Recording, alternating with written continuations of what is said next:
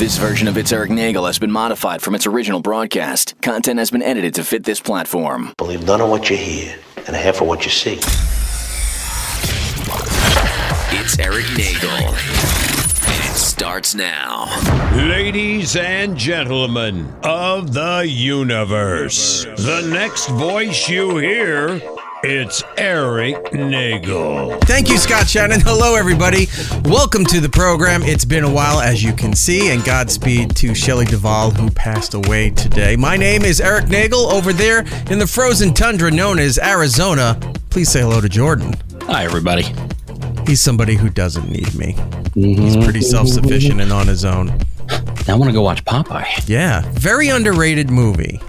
A lot of people don't like that movie, but I did. It was one of those, I think that's one of the first movies I saw as a kid growing up. It's one of the ones I first remember. Good Robin Williams, Shelley Duvall flick. Right. Go out and see Popeye. And then, of course, The Shining. And then I don't know anything else that she was in other than those two. I'm sure there was other things, but... She used to do Shelley Duvall's, I think, like, Storytime Theater, like back in the 80s, where she would do these, like the Snow Queen and, like, the Three Little Pigs. Like, she hosted her own little, like, Aesop's Fables type show. I think it may have been HBO. I'll have to look at the title, but I love that. I'll take your word for it. Had no idea. Oh, yeah. All right, let's get this out of the way. If you're Jesus, we've been off for too long. If you're listening on the iHeartRadio app, thank you very much for doing so. If you're listening to us on Apple, Spotify, any of those places you get your on-demand content, do us a kindness. Go over there, leave us a positive review. It does help out the program. Now, being like, hit the 5-star thing, and then whatever you want to say about us, feel free to unload your negativity and nastiness into the comments there, but hit the 5-star so that, you know, it helps us out. And that's your payment. That's your get out of jail free card if you do that for us.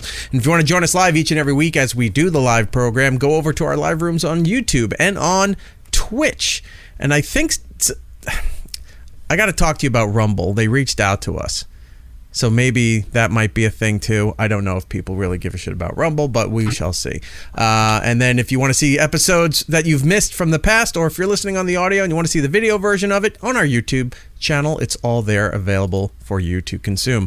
I believe we're switching over on YouTube soon to the network, the network feature they have where you can subscribe to the YouTube channels. So we're going to have, we're going to put up the past catalog, except for, I think, this year will be available for free. And then all the other shows, celebrity interviews and things like that will all be behind, I guess, a paywall going forward. So we'll let you know when those little SOBs. Yes, we'll let you know when that happens. Okay. And cool. Yeah, we've been off for the last couple of weeks. We had the 10th anniversary show, and then we had 4th of July, so everybody was off for that. Had a good 4th of July. Did absolutely nothing. It was fantastic. I cooked. I got a bunch of great food. I made a bunch of stuff and hung around the pool and just did nothing. And I got to tell you, it was fantastic. And I am so sick of fireworks. We say it every year, but I'm so sick of fireworks. And I saw an actual newscast. I think it was NBC Nightly News. They were talking about a few cities around the United States have announced that they were switching off of drones, going back to old-fashioned fireworks because they felt it just wasn't the same. You know, it's not the same experience. That's a load of mind the language here. Balderdash, because horse hockey, if you will. Horse hockey. Have you seen some of the drone shows? There was one. I want to say China, but that could be racist because it was a Chinese dragon in the drone thing. I don't know exactly where it was from now that I'm thinking about it, but it looked amazing. I know China has done a few. Hong Kong, which is part of China now, has done that. I've seen some in Japan. I know they've done some here in the U.S. They look fantastic. They look unbelievable. Every year we've seen drone shows, they look fantastic. I'll sit there and watch somebody's stupid phone video on YouTube and look at it and go, wow, look how amazing that drone show was. I don't give a shit about fireworks. They're loud and annoying, and as I've gotten older, I've really hated them. First time for the kid. Took her. How'd she react? Yeah. Loved it. Of course. But got bored within a few minutes of it. and then just wanted to go. It's like, I don't care about this anymore. Even though loud explosions, colors everywhere. I liked it at first and then gave up. And I said, thank God. And then left. You didn't let her like hold sparklers or anything like that? You weren't participating, or were you just watching a show? No, she had glow sticks. And, okay. You know, the things the kids have, the glow bracelets, necklaces, all the that big stuff. glasses, the hats. Anything that glows, that's what they had. But yeah, I'm all for getting rid of fireworks except for certain occasions, sporting events, wrestling, maybe Arbor Day. some kind of military celebration. Because I mean, what better way to celebrate the military to relive being in war by blowing stuff up to reset their PTSD? Right. But I'm saying, like, if you're christening a ship, or if people are coming home from war, or an actual christening, right inside the church, the 120th anniversary of this aircraft carrier, and you're like, yeah, go ahead, light it up, something like that. But we don't need it at ballparks. We don't need it at football games. We don't need it as every town has to have their own fireworks display shooting from their main park or high school football field. We don't need that. And especially since you see giant things in the distance, like everyone's doing some big celebration. Right. It's so annoying. Heather in the chat saying, fuck fireworks before and after the 4th of July. They terrify my dog, and my dog is not a quiet wreck. Yeah. He's a monster. If you have animals, it's very, very cruel for these firework things to go on. My dog is fine with this because I play games with the kids, and a lot of it's gunfire and everything. So the dog is now used to that sort of thing. It doesn't faze her. But yes, I have friends whose dogs literally just go into panic mode under the bed, go crazy. And it does suck. It's funny that we're talking about this because today I saw a video of a dog. Some guy had his dog out on the 4th of July watching fireworks. The dog is deaf. So the dog is watching the sky, tail wagging, having the best time. And I'm like, now that is adorable. Yeah. But every other dog is like reliving World War II. And just like, I had to give my dog CBD and something else the vet. Tramadol or something like that. I think it started with an M. I want to say melatonin, but I think that's wrong. That just puts you to sleep. It might be melatonin then. So it was CBD. It was that I had the TV up loud. The dog was on the couch hanging out with the dog so that he wouldn't go insane with all of this stuff. It's just terrible if you're a pet owner. And I just don't find... Fireworks had its place in time, and it still does. Like we just said, certain occasions.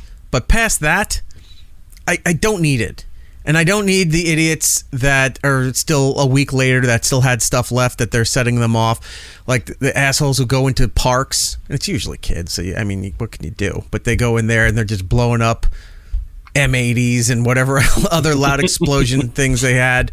And then they do it around Christmas and New Year's too. Yeah.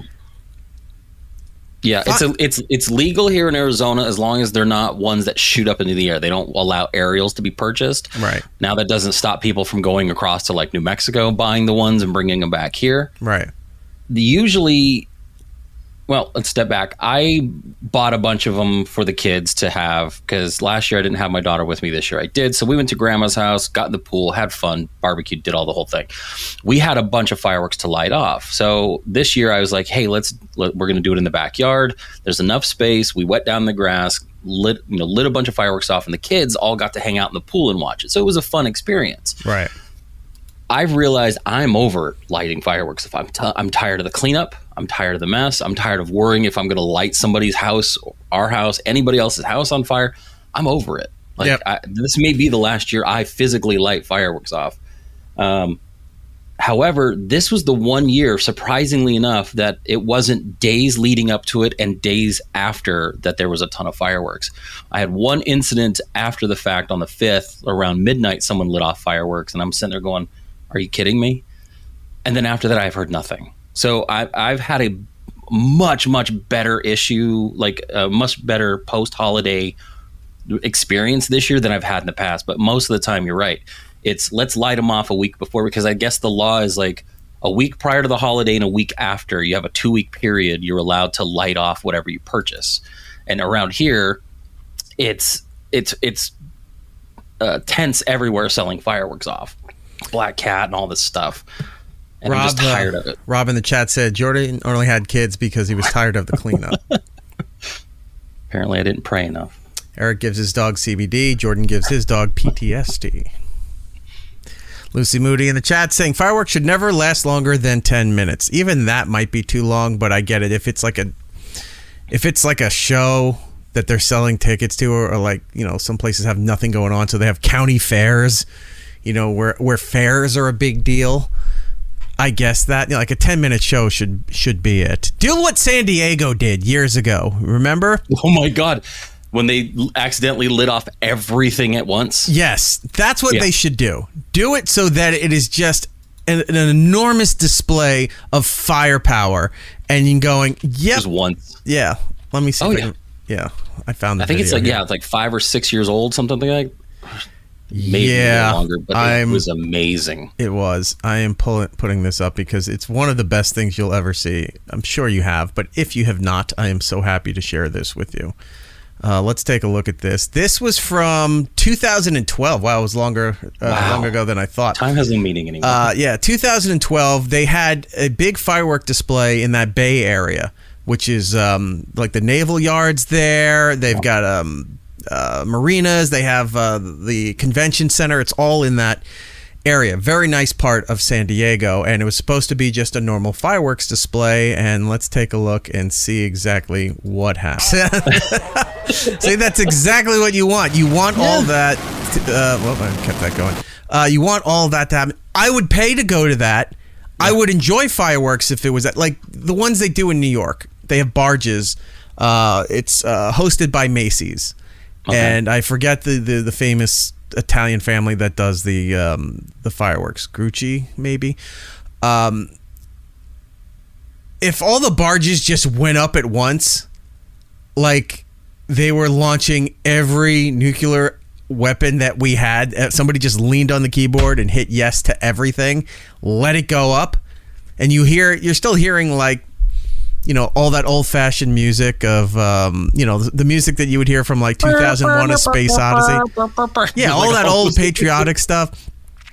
And then you would hear a deafening applause and screaming. Right.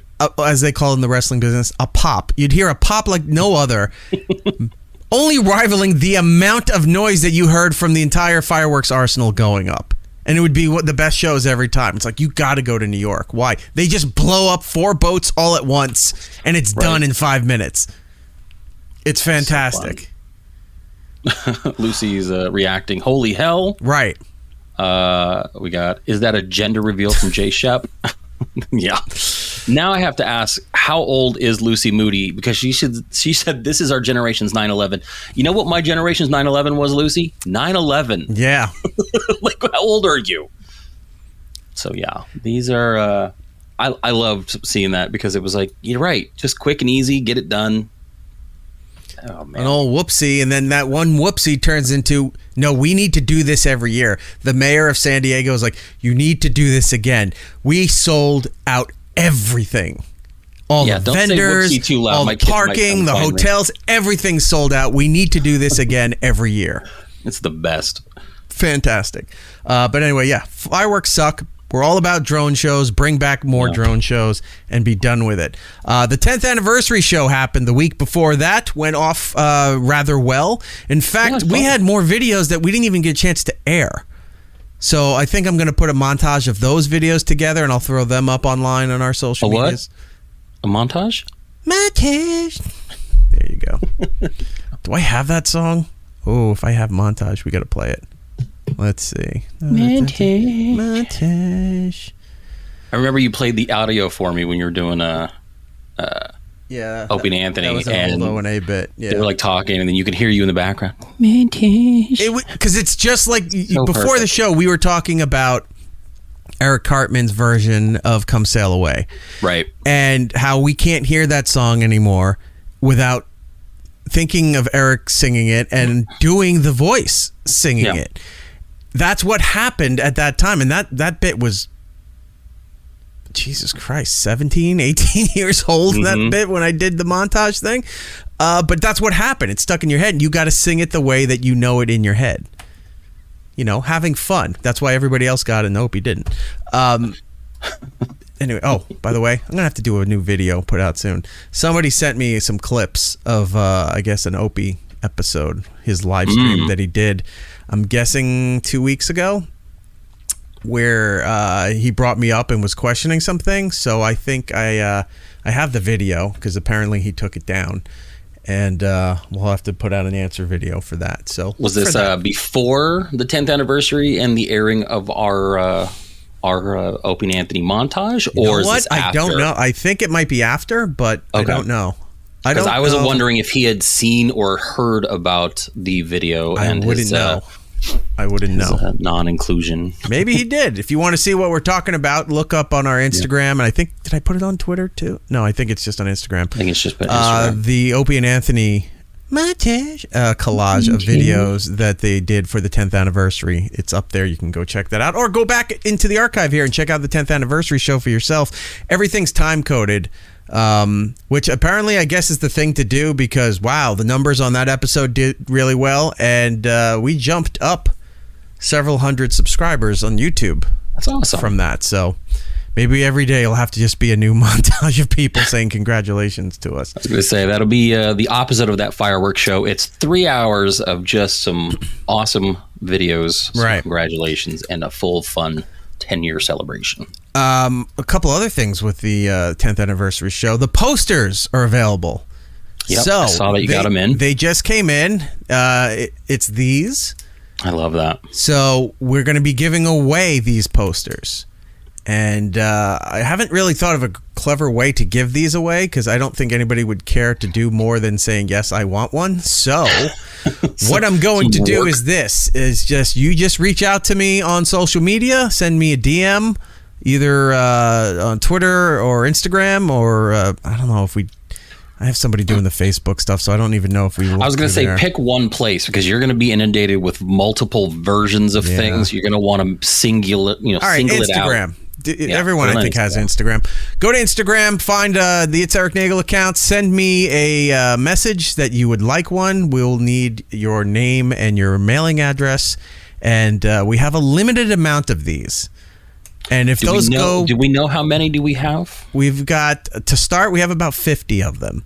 Okay. And if they go fast, then I have another order that will go in, and we will take care of it, make sure everybody gets one. But for now, we're starting off with the top 50, and they will be numbered, and they will be signed personally to you, and we will get them out at no expense to you. So if you would like a poster, hit us up on Instagram and send us is it DM on Instagram? Yeah, it's all direct message. Okay, yeah, do that, and we will get you a poster while supplies last. So anyway, there's that. Also, our summertime playlists are available. Yeah, this was fun. On Spotify and on Apple Music, because apparently both are neck and neck right now as far as music consumption goes. So you can go up there, and there's two playlists. There's Eric's version, and then there's Jordan's version. So all you have to look up IEN playlists, and both versions will come up on both platforms. You go and check them out, and tell us what you think of them. Now, I do want to point. I have a list of more I need you to add to the Spotify version soon. So they are a growing list. I tell you that. Send it to me, and I'll try to get it done tonight. So by the time the audio of this show goes out, it'll be set and ready for everybody. Okay, send that over to me if you can. What was I saying? Damn it, you ruined my. Sorry. It's about the playlist. Oh, my playlist. So apparently it's a thing, and it seems to be a thing for younger people to do. And guess what? I just don't have the time to care about it. That they organize their playlists in a specific way so that it flows better. Too much work. That it makes more sense if this song goes into this song. You know what that is? That's music radio. I didn't go into music radio to do my career to begin with. I'm not going to start now. So on the top of the playlist, it says, play it on shuffle. That is the best way to listen to that playlist, is just put it on shuffle and let it go. I am not curating the list and blending it and formatting it so that it tells a story or makes sense. It's not supposed to make sense. It's just fun music to listen to. So that is your disclaimer for checking out the playlists. Please go do that. And going through both playlists, honestly, like there are some crossover as far as genre goes, but they are pretty wildly different as far as playlists go. Like what you've picked and what I've picked. So it's been fun actually. Right. I've been listening to your playlist in the car with the kids. So it's been interesting. Mine? Yeah. Because they don't like yours? That's fantastic. I like these kids. Because of the music that I pick, they know a lot of what I've done. I'm trying to expose them to the things that I didn't pick that you chose. So it's been kind of fun, like, you know, things like Rancid comes up, or, you know, maybe even the Baseballs, you know, stuff like that. So I'm kind of making them do it. So it's fun. I am seeing right here, there's already a bunch of people that are hitting the DMs on Instagram for these posters. So that's good. I can tell you right now, with this and that, 23 of them are spoken for. So there we go. So whatever that means out of 50 is what's left for the first round at least. So have fun with that. What else do we have here? So we had the anniversary shows up, the playlist, the posters. It's while we're doing this live, it is 7-Eleven. Oh, 7-Eleven Day, yes. Slurpee Day. So I didn't know this. I forgot all about this, and I had stopped there on my way to the store to procure a beverage, and didn't realize until I got in there that it's 7-Eleven Day for free Slurpee stuff. Now, free Slurpee Day is ridiculous. If you just happen to be there, like, oh yeah, I'll take a free Dixie cup size Slurpee, then so be it. But the people who were waiting online for the Slurpee machine, they had somebody there that was handing out cups to people, so that people weren't taking multiple cups. They were just taking handed their cup. They would go online and get whatever Slurpee they want, and that was it. I don't care. It's always been ridiculous. But apparently this year, the cup design was made by, I believe it was, I was reading the story while waiting online to buy something else. And the design was made by a 7-year-old who I believe was suffering from cancer. Now, I don't know the story past that point, if the kid survived and that's why they chose this kid's artwork, or what, or if they're tied into like St. Jude's or something like that. But I know a 7-year-old cancer patient had made the design for the cup. So if it's tied to a hospital or something, then go and make a donation. I should have paid more attention rather than going and grabbing my Gatorade and then leaving. But that's all I know about 7-Eleven. Yeah, it's actually Day. It's coinciding with I guess 7-Eleven's 97th birthday, or the Children's Miracle Network's 97th birthday. So that's why they did it. They're kind of tying it in. So they're doing charity work for Children's Miracle Network. Okay, well then go and make a donation to that fine organization. Yeah. Skip the Slurpee altogether and just go make the donation. I gotta say, they haven't made Slurpee Day a big deal this year. Like, I forgot completely it was free Slurpee Day as well. Everybody did. You just didn't see anything. And you know who usually makes a big deal about this? Radio shows that just read their prep sheets, and that's all they got. They start posting all over the place. They're all stuck on the hippo that flies. Oh, yeah, we saw that too. So many shows across the country were posting these clips about this factoid that somebody recorded the fact that if a hippo runs fast enough, it can jump and actually fly. So on land, it's as fast as it is in the water. So it's like a double threat. And they all were just doing this factoid and putting it up as clips on social media. So dumb. So I need to find out the prep service that they're using so that we can start spoiling some of this stuff. See if I can get an account to one of these things. And let's just start giving out the things ahead of time and go, hey, here's what's coming up for tomorrow's prep sheet. Here's all the little factoids, you know. It's National Pizza Day for the 87th time this year. It's our Minority Report, where we just tell everybody ahead of the event. Yeah, so dumb. All right, so there was 7-Eleven Day. I went to the store and turned around and realized somebody had stolen my phone. I had put my phone down stupidly on the kid would sit in a shopping cart. Mm-hmm. And I had just turned to pick up something, and I turned over, and I know I had my phone. I put it in the cart, picked this thing up, turned around, it was gone. Now, were you like next to the cart, or did you walk away from the cart? So the cart was like, I was right next to the cart. Okay, so I was like, where the hell did this go? It was right there. I just put it on top of that kid's seat area. I had a bag there, and I put it right there, and it was gone. So I'm looking around. I'm looking at everything I just recently picked up. I'm walking back and forth, going through everything. I go, oh my God, somebody took the phone. So I've never had to do this. I went and I had to go find like the security people. And tell them, it's like, I think somebody took my phone right out of the cart. I turned to pick up something and turned back. It was gone. So the guy's like, oh, okay, hurry. And so he brings me over to this room. He's going through his computer stuff. He's scanning. He goes, where were you? And I told him where I was. And he's like, he finds me on the screen looking. Turns out, at that exact moment where my cart was, there was another so apparently I'm here, this part of the aisle. There's a little bit of space. My cart's right here. Some lady had pushed her cart next to mine, went and got something on the other side of the aisle while I went and put my phone down, turned around, picked the thing up, and went to put it in my cart. I put my phone in her cart. So within a 1-2 motion, it was like, drop it down here, turn. She'd taken her cart and walked away. I went around here, didn't even notice it. But there it was on camera. So now I had to find this lady. So when I left the security office to go out back to the area I was, that lady was there. And I see her and I walk over and she goes, did you lose a phone? Yes, I did. And she had my phone. She's like, I walked down the aisle and I went and looked something and goes, and somebody else's phone's here.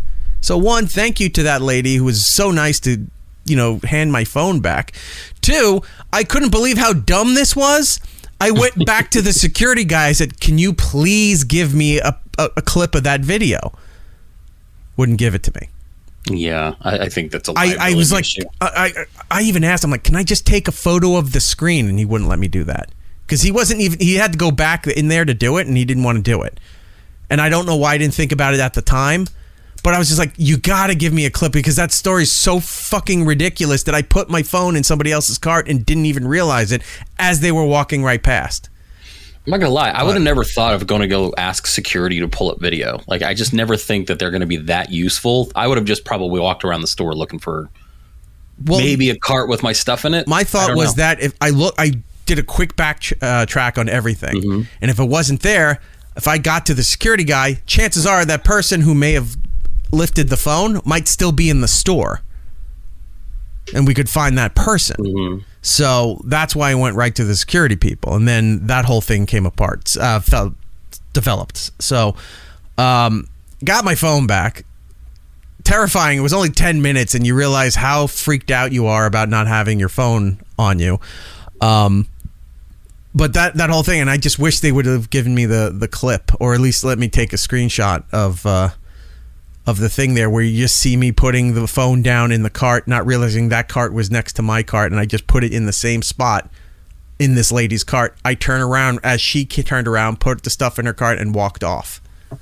See, I'm so used to keeping my phone on silent now. I never have the ringer on. I don't think I've had a ringer go off on my phone in years. Yeah.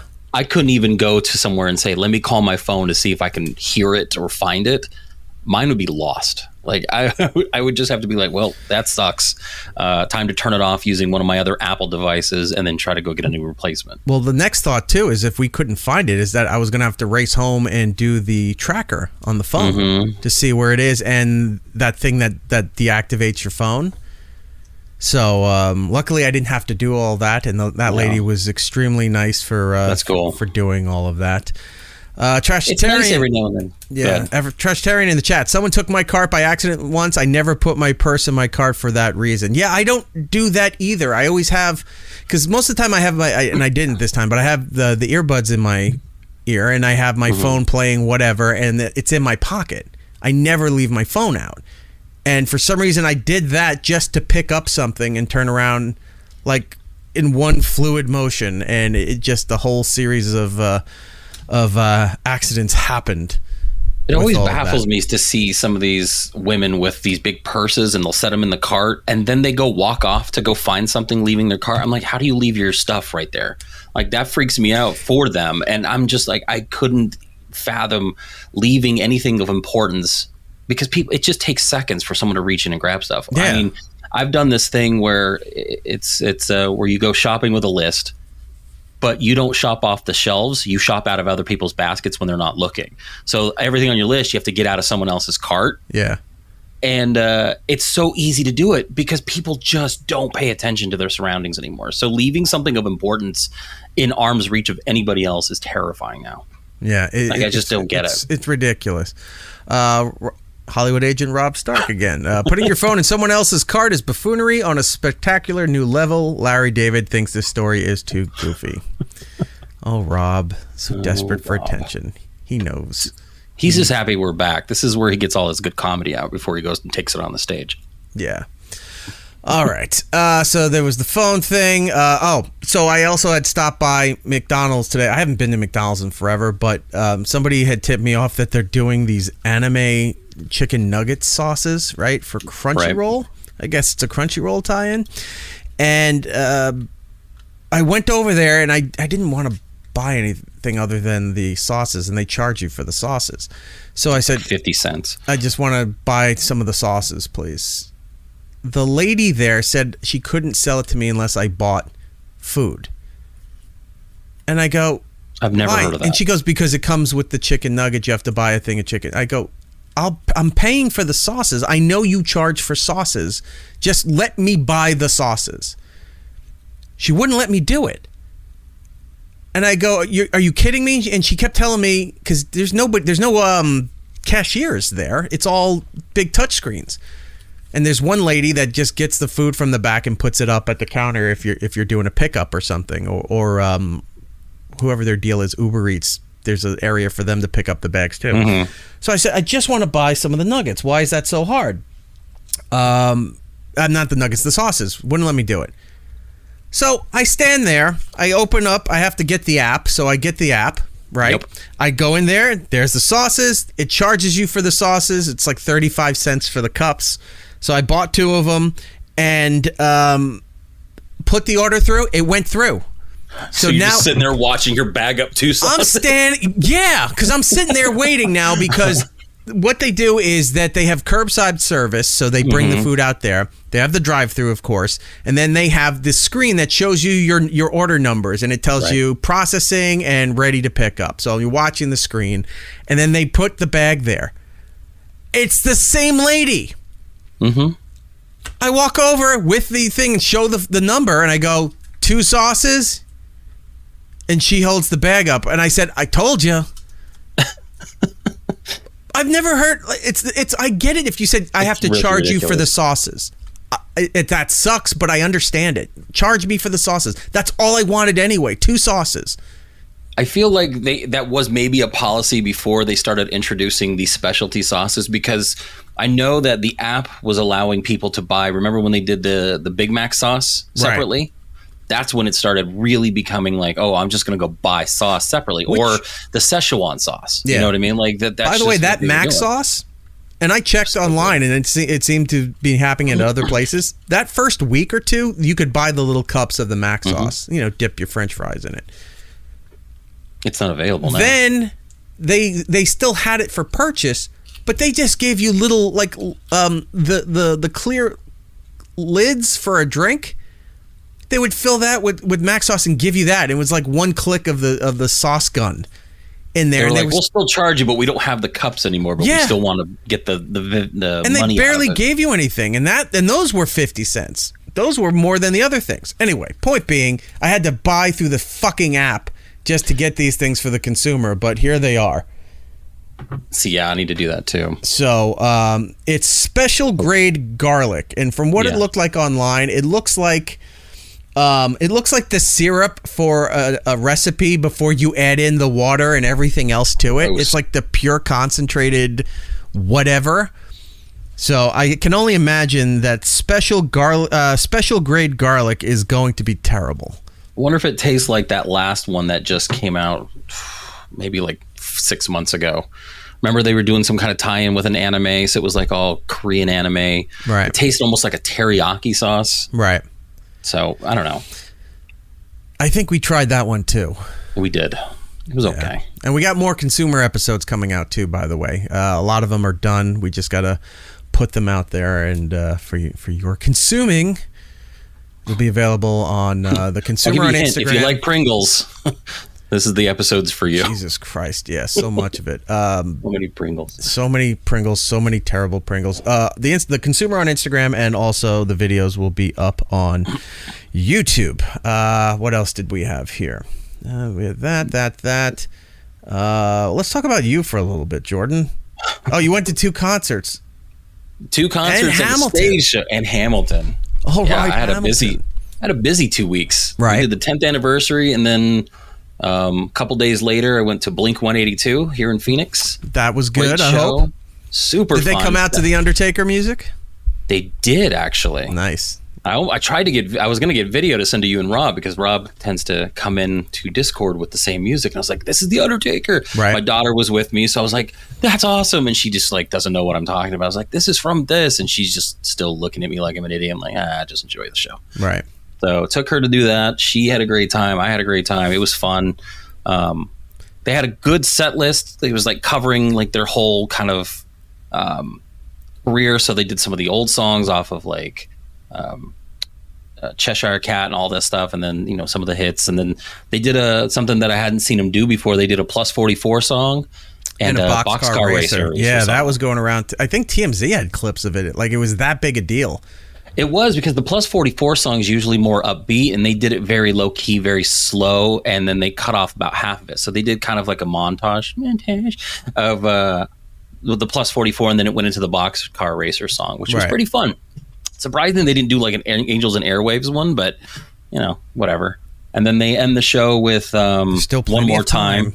I know, but they did One More Time, which was cool. It was really fun. Like I got lucky enough to see them twice last year. I went to the show out here in June, right? And then they were at When We Were Young, so I got to see them twice. They kind of debuted a few of the new songs, but seeing them with my kid, and because she's kind of getting into it, so it was fun to really kind of do that. That's great. And then we went to go see Hamilton this past Sunday, which was really fun. We had gone once before in Hollywood. And how are they doing? Is that like a national touring? Yeah, cast, it's a national traveling cast. Thing?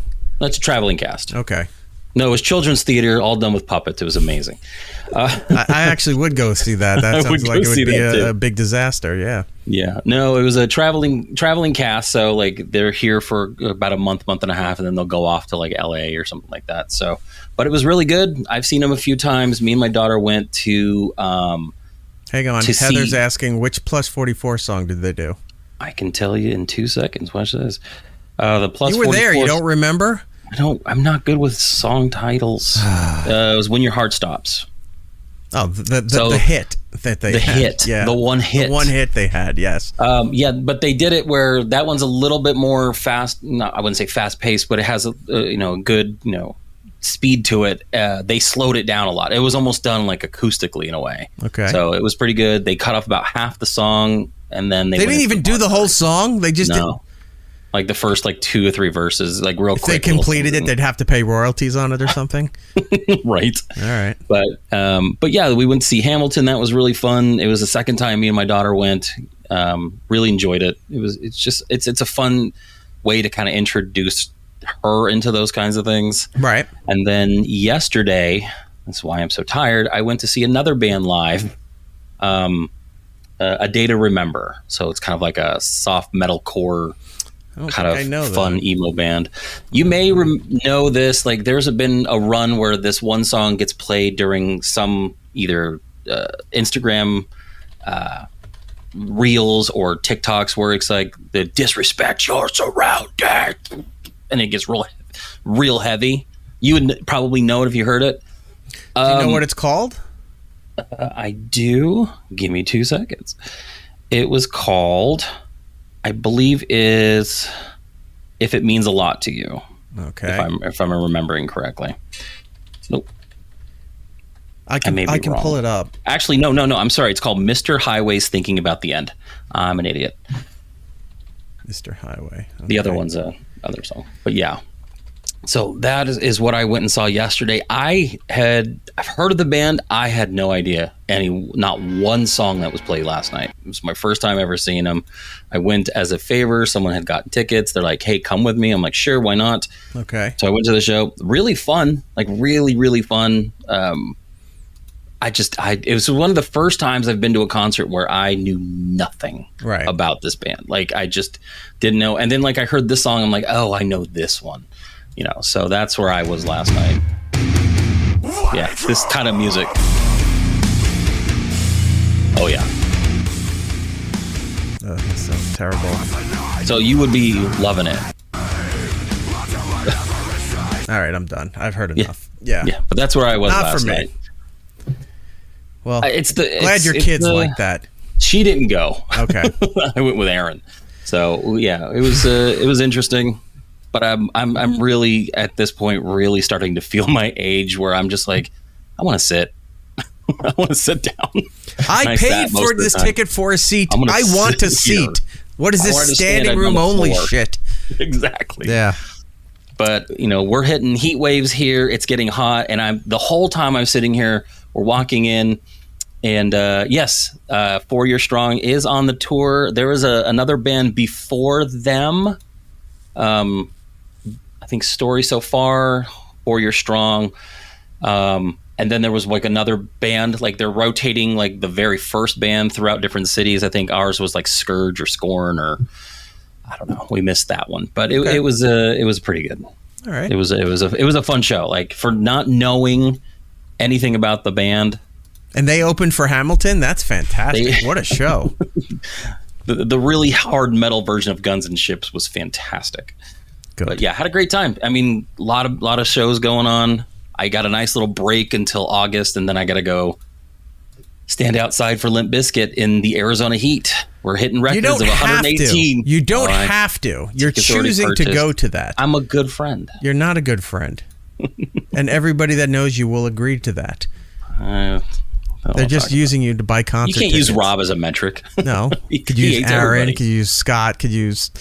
Well, Scott's... I think that's all your friends. I don't know anybody else. You named them all. I named them all. Oh, and that's another thing. We did a meetup for our podcast with a listener who was out here in Phoenix. So we met her for dinner and had podcast? Fun. Go ahead, plug it. Yeah, I didn't watch a podcast. Okay. But yeah, no, she came out. We had dinner with you may know her, Beth Clark. She used to listen to Big O and Dukes a lot, so she knows a lot of that people. Don't know. So listens to our show. She came out. We had a great time. It was fun. No, I'm not familiar, but that's good on you. Good. Yeah, you all had it's a good been time. A busy week, man. Like that's why I haven't really been in the chat. Like I've just been out doing stuff, and I'm tired. Out living like the young person you're not anymore. My knees are feeling it. Did you put it up on your TikTok too? No. Snapchat, your private Snapchat, the ones you have to pay for. I'm not telling everybody. That's the only reason. I remember a while ago we were talking about Snapchat. And we're like, is anybody using this? It didn't seem like anybody was. I don't. People do, but it's not advertised anywhere. Like it's come and gone as far as mainstream usage. Like shows, movies, news broadcasts all used to promote all their platforms, and Snapchat was on it for a while. Now nobody, like for years, nobody's talked about it. Apparently, Snapchat is Snatch Chap. Snatch Chap. That's exactly where I'm going with this. Snatch Chap. So apparently, I read an article that Snapchat is doing well because it's an extension of people who use who have OnlyFans accounts and put their semi-provocative stuff up on social media. That it's another platform you can pay for where I guess it's more interactive than their OnlyFans or the Fansly account that they use. So you can pay for somebody's private Snapchat, and that's keeping the platform alive. That so many people are using it just for that. I've never used it for anything other than my kid wanted to use all the filters to make stupid pictures of herself. So that's why I've got it downloaded. I don't ever use it.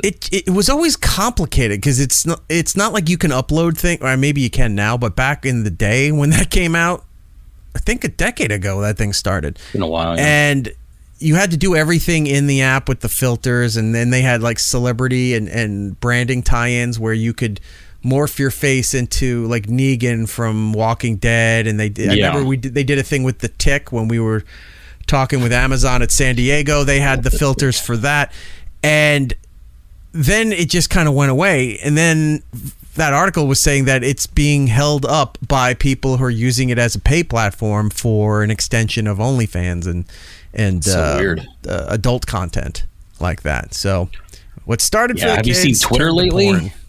Yeah. It's all porn. Well, it's allowed now. Yeah. They're allowing all of porn. that. If you want to talk about some saucy material there, Jordan. I don't know why they're trying to make this a thing, but short shorts are the newest, hottest trend for men to become to celebrate Thigh Guy Summer. Oh, gross. Why does everything have to have a slogan? How short is too short? In the case of men's summer staples, the thigh's the limit. Get it? Gross. So I'm upset by that. At the Gucci Spring menswear show in Italy, short shorts dominated the runway with 41 out of 46 ensembles featuring pants that just graze just below the groin. They're trying to push this as a high-end fashion style trend for men. And every man that was modeling, displaying this cut are the type of men you think would wear these. But they're trying to put this out as this is going to be the new thing because guys like really short shorts now. No, they don't. No, they don't. And I don't even say like European men who like wearing the Speedos, those banana cut style. Banana hammocks. Yeah, those grape smugglers. That used to be a European thing. It's not that way anymore. Guys like don't want to wear that still. shit anymore. Oh, I don't. But here, I'm going to show you the article because this is fucking ridiculous. It's really laughable, and I would love to see if you walked into a Target or what's another clothing store guys would go to. That's it. Target, Macy's, Walmart. Yeah, maybe a Macy's, if you will. If you got those coupons sent to you, which they send to guys all the time because they want guys to shop at department stores and they don't. Get these new the new Nautica summer short shorts. Look at this garbage. Look at this right here. So it's basically bringing back like the 70s, early 80s fashions, and that didn't work then. It was gross. Did guys ever wear this? Oh yeah. In the 70s they did? Oh yeah. Even in the 60s. Ugh. No chance I would ever wear these. I don't even like swim trunks that go above the knee. Yeah. I want Jinko jeans to go swimming in. Like, no one needs to see my legs. Yeah, it's ridiculous. But apparently this is now a thing that they're trying to pass off as going to be the new... Look at that. Ooh, with a long tee, it'll look like you're wearing a dress. That's your new Gladiator, by the way. Did you see that new trailer? That's the Gladiator. This guy? Sporting the short shorts. Oh, yeah. These are like shitty boxer shorts that they used to use on television shows and old movies. Like if a guy, his pants dropped down, if he was walking around. The white and blue stripes. Yeah. Ugh. He's going through some phase, man. I've seen him do some weird stuff lately. He's got a movie out called Pool Boy that is absolutely horrible, and he looks just like that. Oh, see, look at that. That's in the 70s. 70s and 80s, Elton John. Well... Yeah, but okay, yeah. You can't use Elton John as the Elton metric. John, yeah. It's like, here's Paul Lynde. But those were a bathing suit, wasn't that? Yeah. That's a little... He's lounging by the pool. I wouldn't wear that as a bathing suit, but that was a little grocery different. Shopping in those. Yeah. Also, again, European-style cuts. Heather in the chat. Okay, now I've decided I'm sticking with calves. Keep the thighs. Yeah, the thigh thing is... It's just ridiculous. Lucy Moody, now that we actually need all the pockets for our devices, nobody wears cargo shorts anymore. Well, Lucy, I'm here to tell you, I still rock That's them. not the case. I'm wearing them right now. That's not the case. You wear hideous camouflage cargo shorts to any live event. Is the camera pointed at me right now? I got them. Yeah. Stand up and model for everybody. Show them. I gotta. Now you gotta prove it. Go ahead. We gotta prove it. Oh yeah, look at those pockets. There's pockets for things. Pull it up a little bit for Thigh Guy Summer. Thigh Guy Summer. Oh my God! I know we're gonna get kicked off of all our. It looks like an uncooked loaf of bread. Or like so white. It's like when you peel the plastic off the turkey and put it in the pan and then don't cook it. Are you gonna cook that Sara Lee? Come on. Yeah. It's gross. Well, rush out there and get your shorts for this summer, fellas. Apparently that's what the kids want. What men want nowadays. Baseball's getting a little weird. And rightfully so, because baseball is, one, boring, but two, fallen so far behind football, and I'll even say basketball at this point, as far as people that have any interest in sporting events. Now, basketball sucks too, but I think there's more people watching and talking NBA than there are talking about Major League Baseball. I would say more people probably are really talking about the WNBA at this point with Caitlin Clark and the Angel Reese stuff than they probably are baseball. That's just a PR thing, and that the fact that it ties into the Olympics coming up. When are the Olympics? Like in a week or two, right? A couple weeks, starting over in France. Usually like end of July or early August, yeah. Right. But that's only carrying on there because they were riding the hype about her winning, or she won the college. No, she lost the college championship. Got picked up by the picked for the team. Picked up by the NBA, and this is her first year, so she didn't get picked for Team USA. So there's a lot surrounding this woman. She's an attraction at this point. Mm-hmm. But that's the only reason. After the Olympics are done and the next season comes around, no one's, unless she turns into like the LeBron James of the WNBA, no one's going to care about talking about the NBA, the WNBA for a while. But point being that look, we're in July and people have already been talking about football returning for at least a month. You know, football starts in August, the camps, and then preseason and what have you. But no one really gives a shit about, unless you're really into a team, like you've been a fan of a team for the longest time, or your family has a history of supporting a team. Nobody just sits around and talks about baseball anymore because no one cares. But they've been making some changes here and there, and it's not really the MLB. Have you seen this thing going on now with Cosmic Baseball, where they're playing at night with Dayglow stuff? I heard about it a couple weeks ago that they'd started playing a game. I think it was like early day, and then as it got dark, they switched to, as if you were like doing those like cosmic bowling type things where everything's all neon. Right. Oh, so I don't know how you even play that. I don't know either, but it's a thing. Cosmic Baseball, the Tri-City Chili Peppers, a minor league team based in Virginia, made history by hosting the first ever Cosmic Baseball game. They faced the in-state opponent Greenbrier Knights in a game under a special artificially lit system that features UV receptive equipment. The Chili Peppers utilized black lights that interacted with the UV equipment. Yeah, well, we know how that goes. Everyone's been to a Spencer's. So it looks how like, does black lights work? Yeah, everybody knows how that runs. So here it is. They played a game. They got to a point, like the game started during the day. Right. And then towards dusk, they didn't turn on the lights. And then as soon as it got dark, they flipped these other lights on and started to play. Essentially, it's like laser tag at night. Here we go. Look at this. Let's see if we can get that's kind of cool looking. And someone says he should send this ball to Cooperstown. He had a couple home runs with Virginia It looks State. like a Jackson Pollock. Yeah, I don't need to hear the announcer for this thing, but okay, enough with the fan. But look at this. That's kind of everything.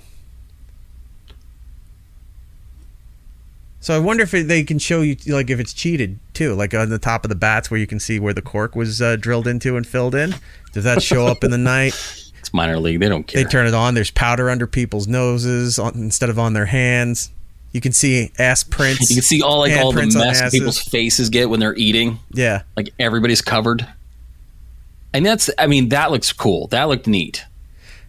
I bet that's a really neat experience, like in person. I don't know if they can manage to do this, because from what I hear, they had to end the game early because at some point no one could see where the ball was. And you probably have a headache too. Oh, I'm sure. Have you seen what they do with, like, if malls still exist, but if you see some of those laser tag places, or even mini golf, they do this for mini golf, they do it for laser tag, they do it for, I think paintball's got a system like this too, this whole day glow thing at night. They do it, like I said, they do what they call cosmic bowling. So like on Saturday nights for the teens, you can pay X amount of dollars. All the lights go off, everything glows all bright, cool music's playing. Like it looks just like this, but in bowling form. I'm surprised they don't do this for like football. Football would be kind of cool because then that's probably easier to track. And you don't see the blood as much. It'll be fantastic. I think Top Flight Golf does this too. If you go out at night at certain places, you can do the cosmic stuff.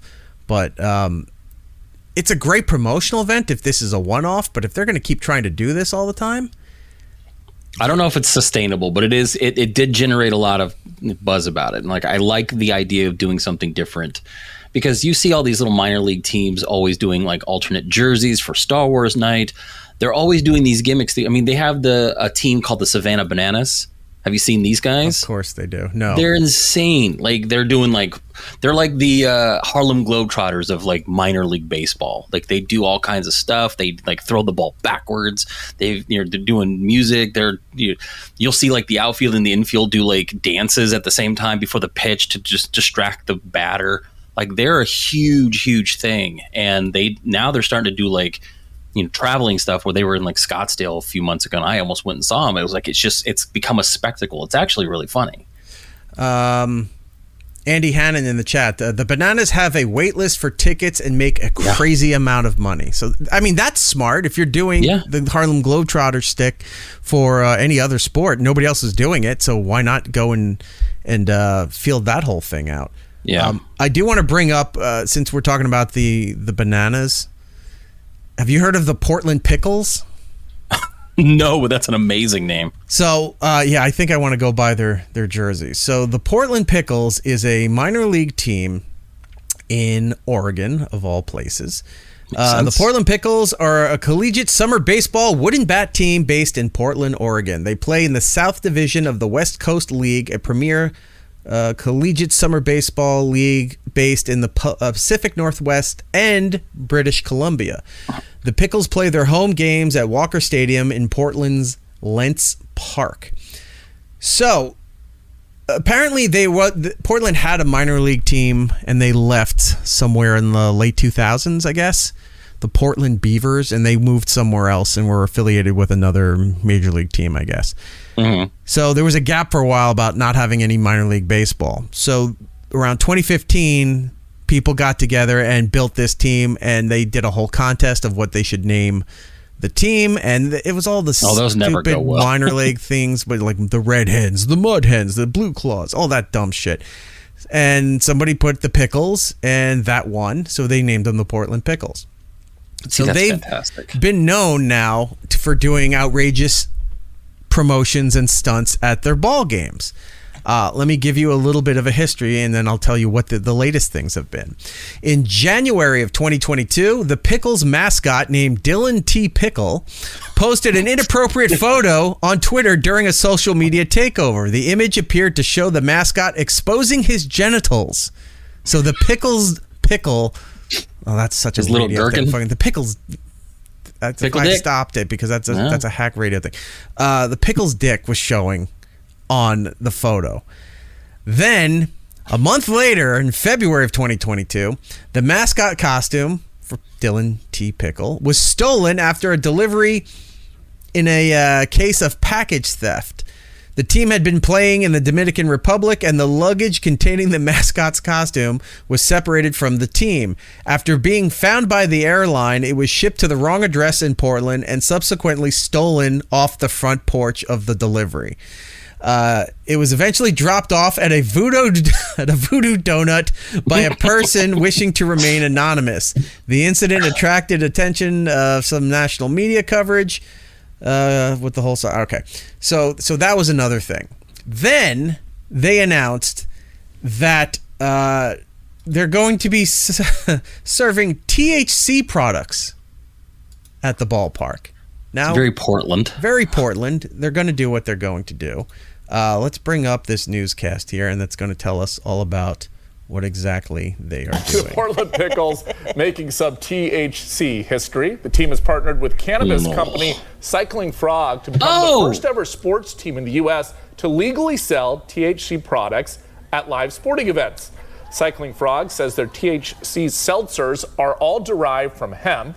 The seltzers will be available to buy at Walker Stadium. 2 flavors of Cycling Frog will be sold, passion fruit and lemon. There's a picture of it right there.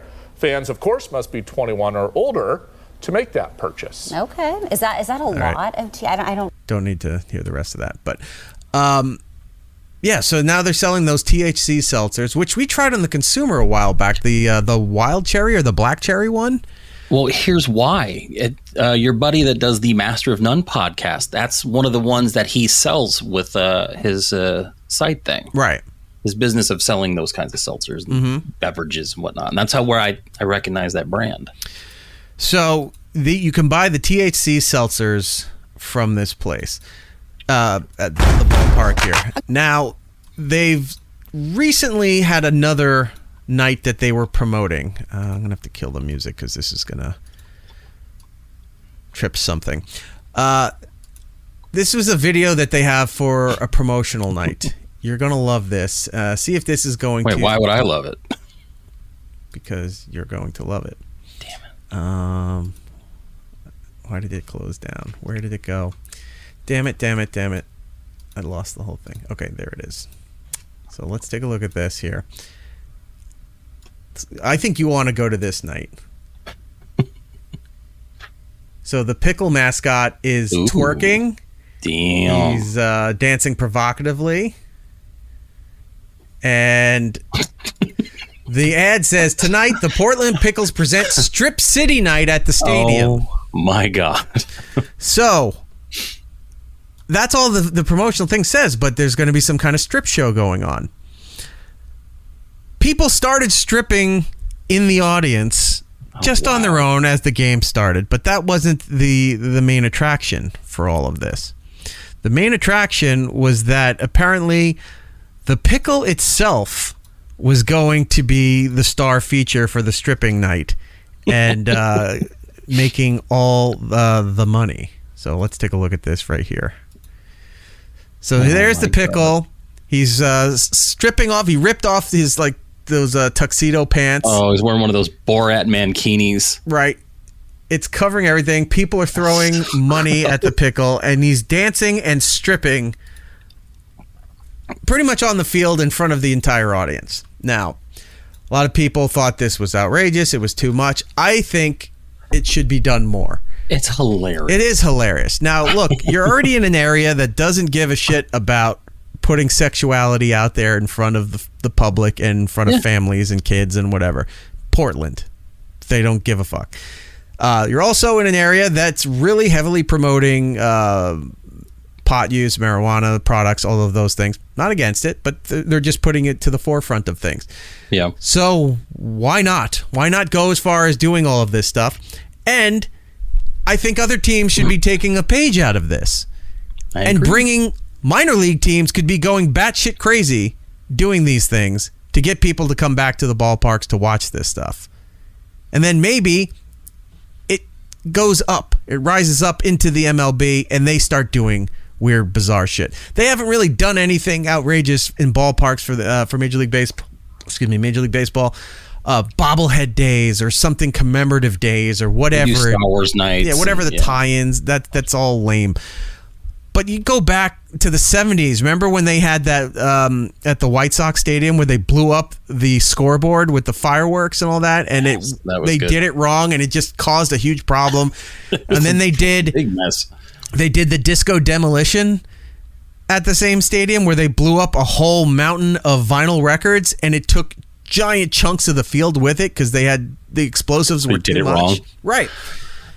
Go back and do all of that stuff again. Look in the private chat. Check that video out. This is the Savannah Bananas. This is the kind of shenanigans they get into. You might like this particular bit that they're doing. Okay. Hold on. Good one. Bringing this up here. Can we leave the audio on this? I didn't check the audio because we were doing this, so I don't know what's on there. All right, let's get this going. Gets to climb the ladder. Mariners win the inning 3-1. That means This is in the middle of the game, by the way. only 2 points to nothing. They're just smashing tables. It's awesome. EJ fired up. Yeah, they're in the middle of the game. And then you got like stuff, you know, they're doing backflips. Kenny Hosley cuts in front of Cox. Gets the short out at second. And they're playing like real games. Win 3-2. And the Bananas But, you know, they'll smash tables. 100th win. So they celebrate a win. Somebody's got to jump off a ladder through a table. Yeah. Doing table smashes.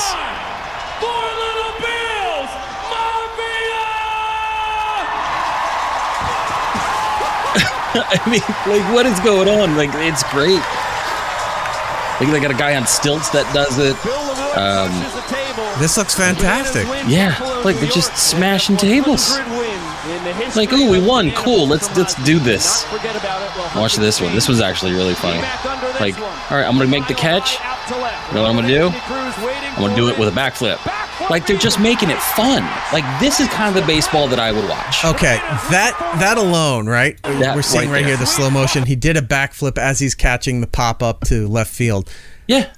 As amazing as that would be to see in MLB, if he did that, do you know the amount of fines that person would get probably from their team and the league? Right. Because they're showboating while trying to play like a World Series game or something. Oh, yeah. It's like, you could have cost us the out. You could have, but I didn't.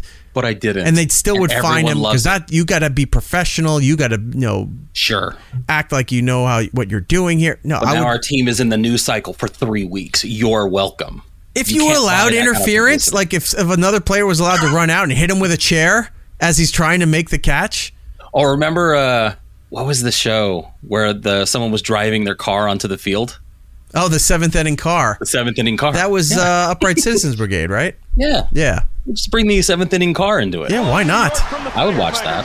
And the suite is so stuff like this is fantastic. Like I would, like I want to go to this kind of stuff.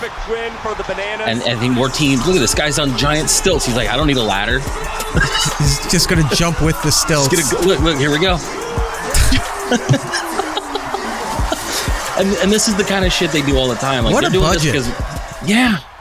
If you want more videos like that, yeah. And they sell jerseys. Like, it's a huge ordeal. Like, and it's really cool. And they play baseball. Like, it's a real game. They're just Harlem Globetrotting it up. I think I'm gonna have to go and buy some jerseys now. Savannah Bananas. I need a Portland Pickles and Savannah Bananas. I agree. All right. Look at that. Making baseball fun. Some new clothing options for the fall. That'll be fantastic. If we want to wrap up talking about baseball here, so this is just a quick thing, and I don't know. I mean, it's funny, but I don't know why some people were actually getting upset with this, and they were getting upset with the player, not the fact that the whoever was covering the broadcast put the camera on the guy. Okay. But the guy is plays for the Minnesota Twins. His name's Joe Ryan. He was caught on camera walking over and getting some talcum powder, baby powder, whatever you want to call it, and throwing it down his pants because he was sweating. I mean, yeah. Come here. Let's take a look here. Carlos Correa hits his 12th. Right there. He's right there on the right. Home run of the season. We've got a pitching change in Chicago. Good for him. Get it in there. Yeah, just pulls his pants out like a clown act or some kind of cartoon. Just yanks the front of his pants out, dumps the baby powder down his pants, and people were giving him shit for it, saying it was unprofessional, saying that it was there's people, families watching, kids watching, all this shit. It's not his fucking fault. Remember, they tried doing this a while ago too, where like if the cameras were on the players. In the dugout, and they're like scratching their crotch or fixing their cups and stuff like that, and then they're told, you're on television, you have to act accordingly, you're not allowed to do that anymore. Like MLB send it down to all these teams, like, you gotta act like you know the camera's on you at all times, and they're playing a game like this. Fuck that. So the guy walked over, started taking powder and shoving it down his pants, and they're like, oh, that was inappropriate. How about you lingering with the camera, knowing that's what he's going to do, and just sitting there and keeping the shot, which one is smart on the camera guy. Kudos to him for knowing where the entertainment is on this. But who cares? Who cares? Tom from Alberta. Kids get sweaty balls too. Get over it. Yes, exactly.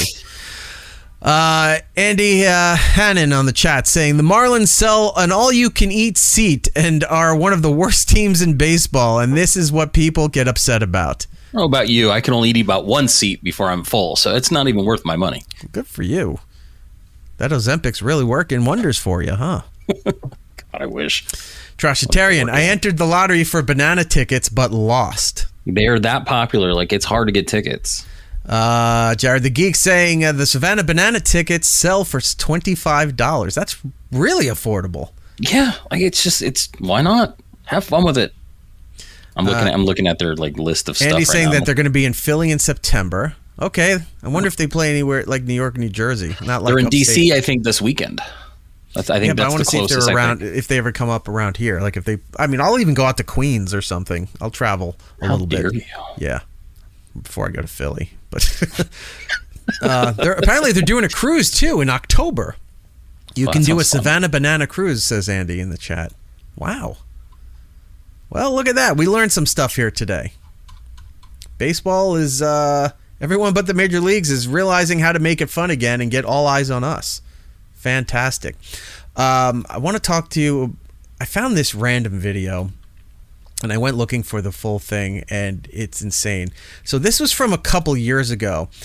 One of the best things I used to love that Fox News used to do was that they would interrupt their daily programming for police chases. Didn't matter the city. They would put on, and car chases were just any city. Yeah, they would. Most of it was like L.A. because they have those big elaborate highways and stuff. But wherever it was, they would break in with a police chase, and that was fascinating. You loved watching it, but I guess they got a lot of pressure from covering it all the time because then I don't know. I guess people felt that it was influencing people to do these kind of things. So that's why they stopped covering. It's like you're convincing people that this is a good idea and a way to get attention, and not all of them end happily. No. You know, they don't end in a civil manner. Some of them end fairly tragic, and then it just came down to local stuff. Now I don't even see that in New York when that's going on, but also it's so congested you can't really drive anywhere. I was gonna say you can't really get a lot of chase scenes. Like, oh look, they're stuck in traffic, but the cops are 5 taxis behind them. They'll a lot never of it still happens out in California. Yes. And I saw this clip randomly, and I went and looked for the full size clip because you know how TikTok and Reels are. They're just like 10-second clips and like, oh, and then you don't. I'm like, wait, what happened? What was the story here? I have no idea. So I went looking for it, and it's this feed comes from CBS Los Angeles, where they're following a police pursuit where they're chasing a guy on a motorcycle. Now, this is what you always joke about, saying, "Oh man, that would be great if if the video ended this way, or if what happened." And it certainly does. I'm going to show you, and you can imagine what is happening here and how this is going to end. So dangerous. It's tough to see this because people are not expecting a guy on a motorbike speeding down a 2-lane highway, racing up to them so quickly. And, I like how they have the speedometer up in the corner, like you can like monitor how fast this guy really is going. Yeah, they mention it. An hour. You can see it just flying by these cars. And it is not only dangerous to those other drivers, but certainly dangerous to this motorcyclist. These cars, the drivers don't know that it's coming up so fast. You can see. I thought he stood up. Like I thought he crashed. Appearing to kind of stand up there on the motorcycle there for a second. I thought he went over. Oh my God! Oh shit! We have just seen. All right. So I shouldn't be happy about that, but her reaction is fantastic. People in the audio, what you think was going to happen did happen. He crossed an intersection. And he didn't lose control like he spun out. He went around a car in the intersection, but you're going so fast you can't turn as quickly. Head on with an oncoming car. The bike goes into the car, and then the back part goes up. The guy flips forward. Just flies. Like the guy who fell off the Titanic and hit the propeller and started spinning all the way down to the ocean. We're going to rewatch this part again here because I haven't seen the video. I wasn't expecting that to happen yet. Now, I'm glad they have this. Mm-hmm. I'll tell you what my criticism is in a second here. We're going to rewatch this. That motorcyclist appearing to kind of stand up there on the motorcycle there for a second. Oh, wow. But, oh my gosh. Okay, sorry. It wasn't the front of a car. It was going too fast. He just smashed right to the side. It was the back of a car. The front. No, it wasn't. That looks like the back of a car. Enhance. I'm not trying to enhance, but it's not letting me zoom into the right spot. All right, there it is. Okay, it is a car turn. I thought the car was turning that way. So the car is in the intersection making a left-hand turn, and this guy tried to go around another car and then just smashes on the front right of the car and flips. Right. What was he, 100 feet in the air? That thing there was on the motorcycle insane. there for a second. Okay, we're right before point of impact here. Look, he knows. He's like, he can't. What is going on in this guy's head? Yeah, there's nothing he can do. Boom. All right. Bike looks like it's evaporated as soon as it hits the car. He's flying head over ass here. But look, he's spinning. He's ragdolling. He's got the rotations. He's going so fast. He's now. Oh my gosh. That's the I anchor. love her reaction. He's somewhere over here. He's at least. The bike hit here. The car kept moving, so now it's over, almost out of the intersection. It's by the other crosswalk. He's somewhere over in here. My God. So he flew at least 50 to 100 feet. Jesus. From the point of impact. If the impact didn't hit him, landing there, rotating at that full speed had to have at least fucked him up. But, so they caught the whole thing. Stupid of them to pull out on this. They should have kept it going. Because legally, they're going to need this footage now for something. But, all right, so the helicopter had pulled back, and then he course-corrected and is zooming back into that intersection again. But then the news cuts away to the anchor, who, I'm not saying she's performing. She just saw it just like all of us did, and she's like, oh, my God. So she's startled by it, too. The scene, we just saw that motorcyclist crash into a car there at the intersection. Again, this was a police pursuit. LAPD was after that motorcyclist, and the motorcyclist was going at a very high rate of speed as we just saw it crash into a car. And here's the thing. Of course, we are going to continue to follow this story. Other than the helicopter, did you see one cop car? No one was catching up to this guy. No. I saw no cop cars in this clip. No, at that point, they're not there to capture the police chasing them. They're there to be used as... Just at least the police copter would have it, because the police copter wouldn't be broadcasting to TV, or just to keep an eye on the guy so they could tell the law enforcement on the ground where it is. This is a news copter. So they're doing essentially what the police copters would do. They're keeping an eye on this thing. He was at one point, he was like 132. It was, yeah. So he was nowhere near, and he was zooming through traffic because it's a motorcycle where the cop cars can't get through all that fast. So they were just keeping an eye on him. Pulling it away and saying, oh my God, I guess that's the responsible thing to do, but that's not the thing that they needed to do. You should have kept the camera on. Let her say what she needs to say. Oh my God. Even I said, cut off the shot. If she wanted to say that and they don't, would be even fucking better. You can pull the camera out to get the wide shot, and you're not focusing on whatever, meat pie is now this guy on the sidewalk. You know what I mean? Like, you could still give that wide angle like they course corrected with. Right. You didn't have to cut to her at all. No, not at all. So, that's nuts. Yeah, I just happened to see the short version of that, and it didn't really do justice to the clip until we found the longer version of that. But yeah, a few years ago, still very impactful to see something like that.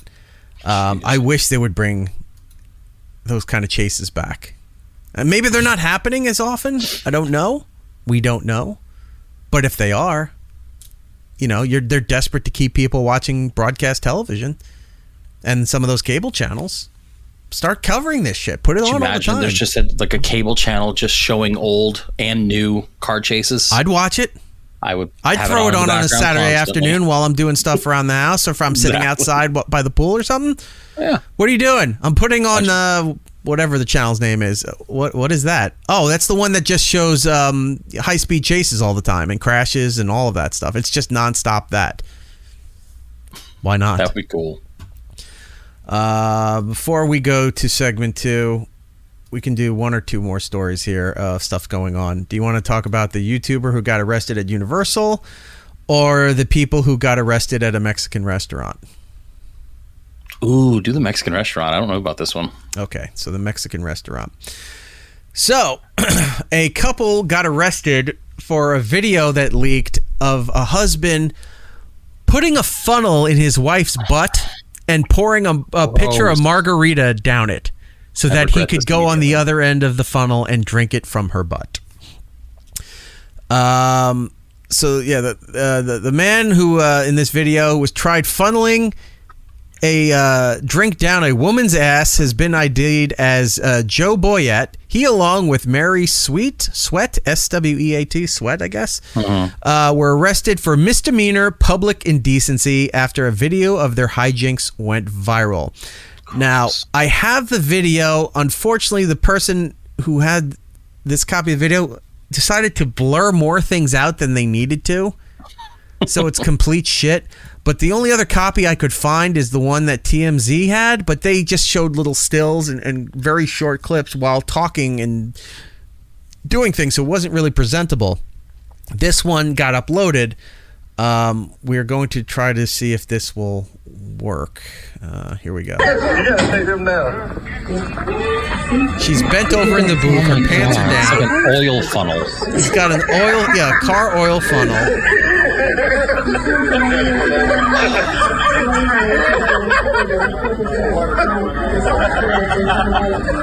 He's so disgusting.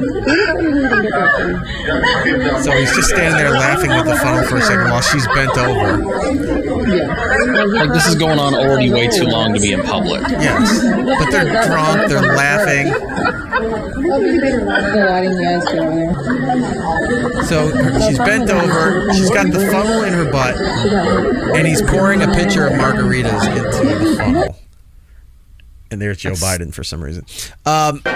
He was there. So, yeah. He's just staring around like didn't know where he was. He wandered in there when he was supposed to be at a rally. So he pours the margarita in the funnel down her butt. It's almost like when they do those ice flumes at upscale parties, which are also disgusting. I don't know how people like those. I've been to a few parties where they had, I think it's usually vodka. That's a high-end vodka that they do down there. People just lean down. That's probably more gross than the chocolate fountains when people just take those little sticks full of fruit or marshmallows or something stick it in and there. Just dip it in there. It's disgusting. But anyway, so this video, they had taped themselves or friends taped them, whatever, and he posted it. Like, why would... Like, he posted a thing. It was funny that he's drinking a margarita from a funnel between his wife's ass in the booth of this restaurant here. The restaurant is called Rodeo Mexican Restaurant, or Rodeo Mexican Restaurant, however you want to pronounce it. So this video got out, went viral, and the arrests happened when Mary triggered the arrest after she went to the cops and complained somebody had leaked the video and was spreading it online. So up to that point, the police were in the dark trying to figure out who these people were, but once they saw the video, the couple got arrested. So they did this. The restaurant was fucking pissed, and the restaurant had talked to the local law enforcement stuff trying to find out who these people were, because there's so many different things that they can get charged with this. They posted it online, and then they said somebody got a copy. Wait, did I read that wrong? Somebody had leaked the video. Okay, so they didn't post it. Somebody else posted it online. And she was upset somebody leaked the video. So she went to the police to try to get them to do something, to go online to have people take down this video because they were not supposed to have this video. And by doing so, she admitted that this was them, and the police had been looking for them and arrested them because she went in there. So as reported, Joe couldn't get the funnel to work as they partied at the Rodeo Mexican Restaurant in Waygrass, Georgia. So he tossed it away somewhere in the restaurant and did it the old-fashioned way right in the booth Okay, so that's what we couldn't see in the video because it was blurred. He tried pouring it down the funnel. He didn't drink it from the funnel. He just poured it on her ass and drank it off her ass. So then she got arrested for filing for this, and then he had to turn himself in. Later that day, the cops had not been able to identify the restaurant staffer who gave them the funnel. Oh, somebody at the restaurant gave them the funnel, so that's going to be a problem. I was going to say that's the other thing. I was like, if they had a funnel on them, it seems premeditated that they were going to do this. Obviously, if they're in Georgia, the good old boys are sitting there. They probably have stuff like this in their truck or car because, they're probably doing shit. So maybe someone went out and got it, which is also gross because if they're drinking it out of a used funnel that's got oil in it, it sounds gross. Yeah. So someone at the restaurant gave them a funnel to use. Right. Oh, that's a problem. Police say another clip had surfaced that shows Sweat exposing her breasts and Boyette putting her left nipple in his mouth while she grabs his head to pull him in closer.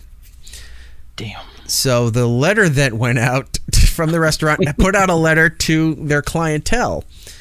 It says, "Dear valued customers, we recently became aware of an inappropriate incident that took place in our restaurant. We want to make it clear that such behavior is completely unacceptable and does not reflect our values or mission to provide a family-friendly dining experience.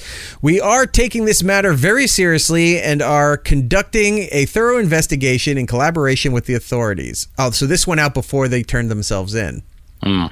Any employee found to be involved will face immediate actions. And appropriate actions.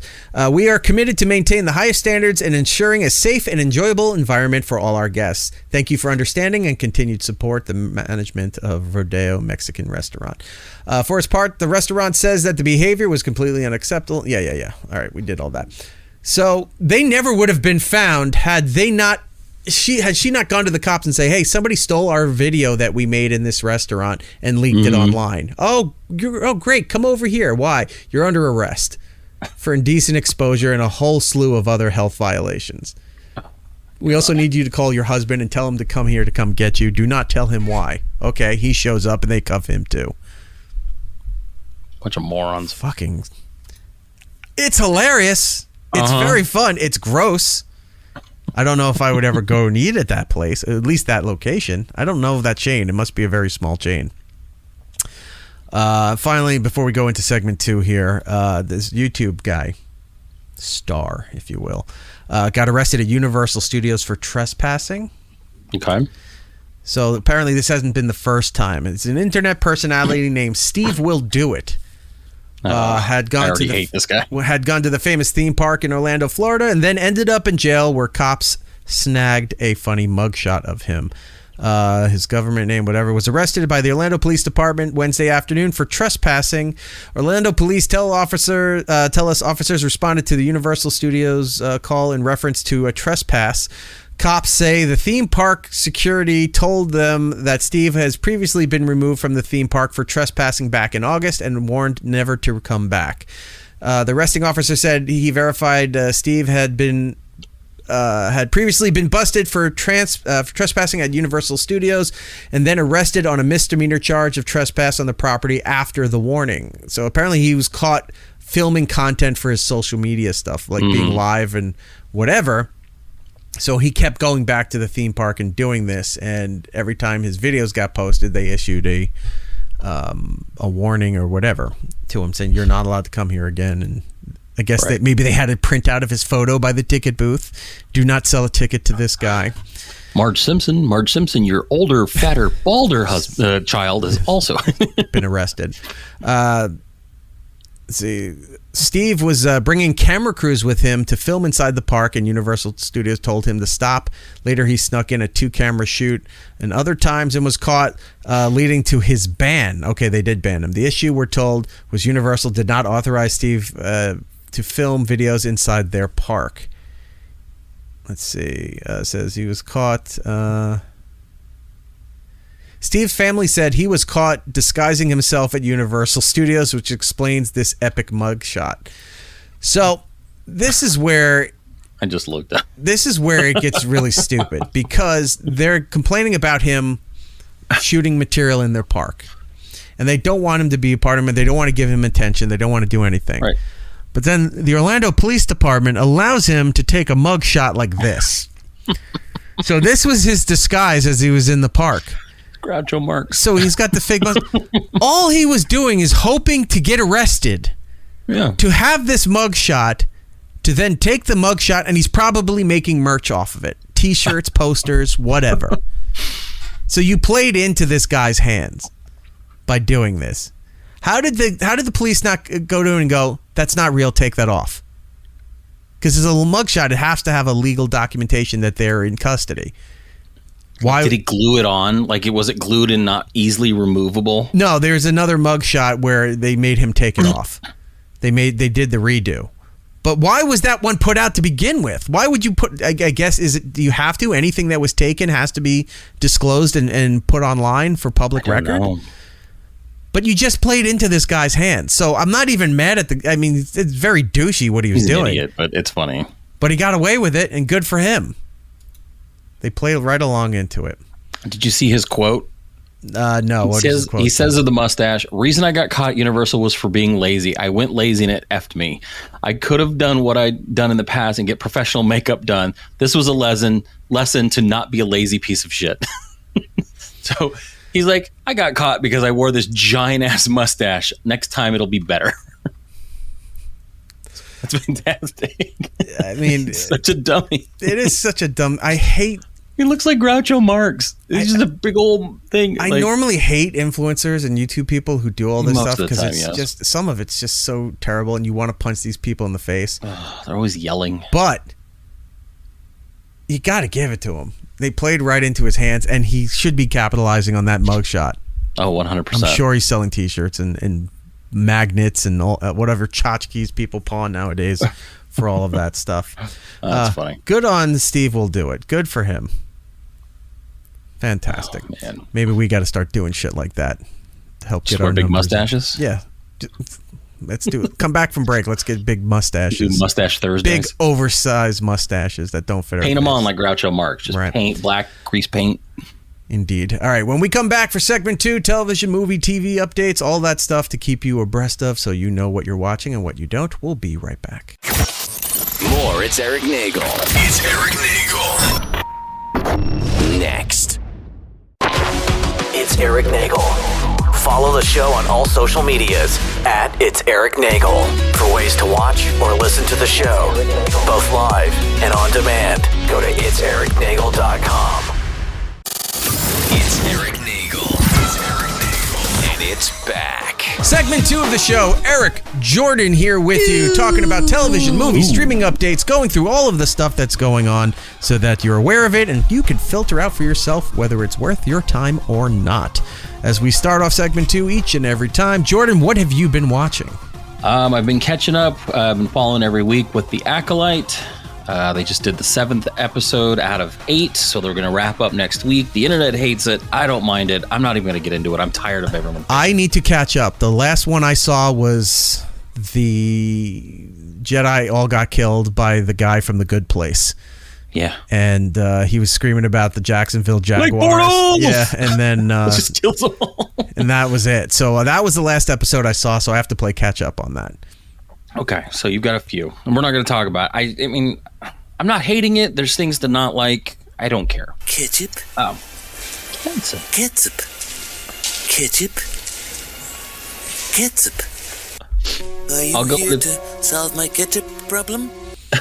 Go ahead. I love that clip. I'll go into things that I actually surprisingly liked. I watched Axel F, the 4th Beverly Hills Cop movie.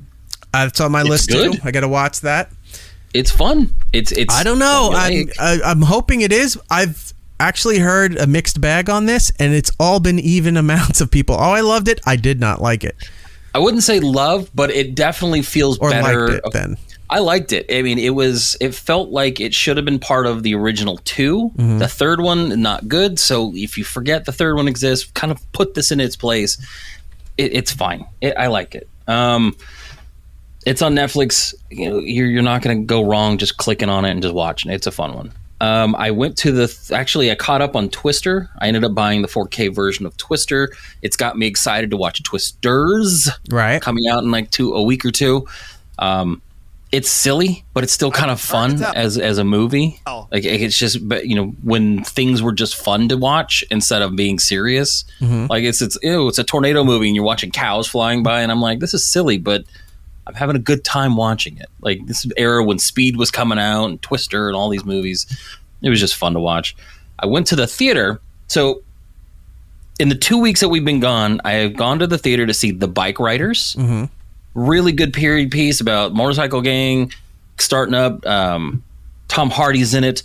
I would say go see it in the theater, but in those 2 weeks, it's already streaming because the world sucks. It's a great movie. Please watch it. It's really good. Okay. And then another movie that just came out that you guys gave me crap for going to go see is Maxxxine, and that is a steaming pile of horse shit. It's supposed to be like an 80s horror movie. It's the third of a trilogy with Pearl and X. X was that one where they're shooting the porno in Texas in the 70s and everyone was murdered. This movie was boring. I didn't care for any of it. The music was fine. It reminded me of like watching like a Grand Theft Auto set in the 80s. Like it's very Vice City music.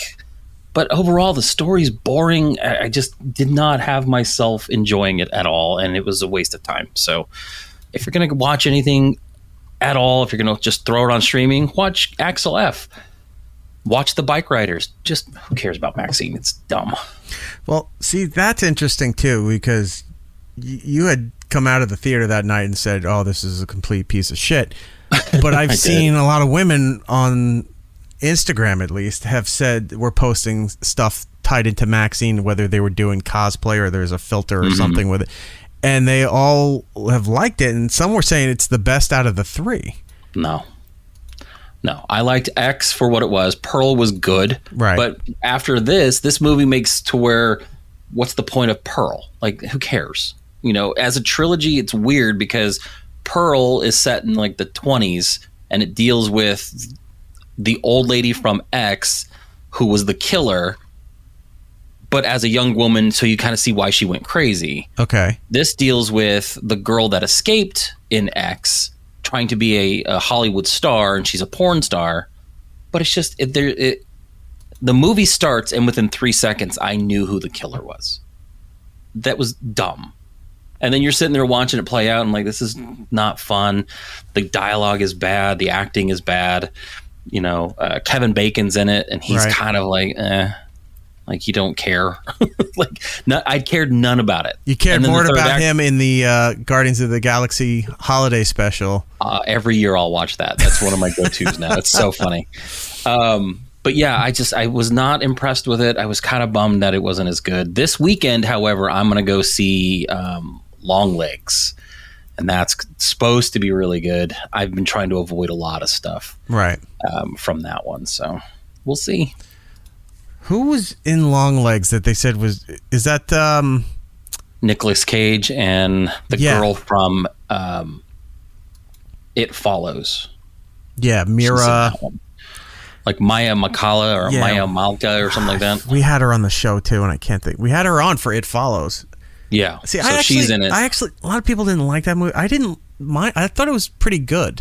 I didn't really enjoy it the first time I watched it, and then when I rewatched it, I had a better appreciation for it. So I actually kind of do like that movie.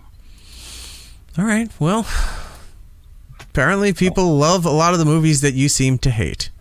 People are stupid. Oh, Giddles is here saying I'm seeing Longlegs tomorrow. Yeah, I've got to wait till Sunday, and I've been avoiding every video trying to possibly ruin it for me. So I've been doing that with Deadpool, and I've been doing it with this one. There is a scene. I'm trying to. Yeah, I think It Follows. There's a scene where they're upstairs in somebody's room, like they're running away from the thing that's following them, but that thing possessed another person, and they get into a room. And then it kind of moves over here for a little bit, and they're looking as they go to turn around. This giant guy is walking up the step as they slam the door. Like the way it all just flowed together. Like, I don't jump in the theater at all for that kind of shit. Yeah, that scene kind of freaked me out because as they turn, the guy's right there and the door shuts. That's pretty good. It was well done. So, they're making a sequel to that, actually. To It Follows? Mm-hmm. Yeah, they didn't. It Still Follows. Yeah, they didn't kill it at the end. So No. okay. None of those movies ever kill officially. It's like watching Fallen with It's Denzel. been so many years. I don't care if I'm spoiling this. It's just about STDs. Yeah, stop having sex, everybody. That's all that movie is about, is that an STD came to life and killed everyone you had sex with. And it's going down the line. It's going down the line until every one of them is dead. Yeah. So that shows your whole Eskimo chain through time and history of how you're all connected to each other, because this mystical STD is coming around and killing everybody. Yep, for me, I finished part 1 of season 4 of The Boys. Is it part 1 or is that the whole season, the 8 episodes? I don't know. Well, I think that might be the whole thing. All right. Well, I watched that. I know there's another season coming, and that they're trying to say that I guess they're pushing to try to get a movie made too. Yeah, I know that the next season they're saying is going to be officially the last, and there's also what was the spinoff again? Gen V. Gen V's getting another season for sure, and then they're talking about trying to spin off more things. So okay. We'll see. This season I haven't been caught up yet, but there's just so much shit going on. It's hard to tell if they're trying to just weird and gross people out, right? In sacrifice of a real story, but I'm having fun with it. I mean, it's still fun. So I watched season 4 of The Boys, and then Shoresy, season 3. Oh, I need to start watching it. So if you're not familiar with Shoresy, it's the spinoff from Letterkenny, which is a very funny show. Their last season was last year, season 13, I think, 12 or 13 seasons they did. And Shoresy was a spinoff of a character from that show. And this is, you're thinking, I'll give you a bit of a minor spoiler here. So you see it's 6 episodes, and you're like, oh my God, that's it? And then it says, that's it. You see the story, and it gives you an ending. And then it goes to black, and it says... Shoresy is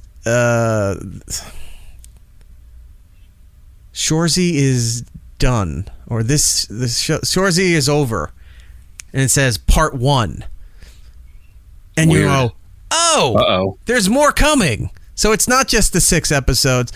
They gave you, it's weird, they gave you an ending in those 6 episodes, and then the screen goes to black, and it says the end of Shoresy, part 1. So I'm like, there's more episodes coming. So that ending, if they had got canceled or had to stop, that was the ending. But they threw that slate on there. There's more coming now.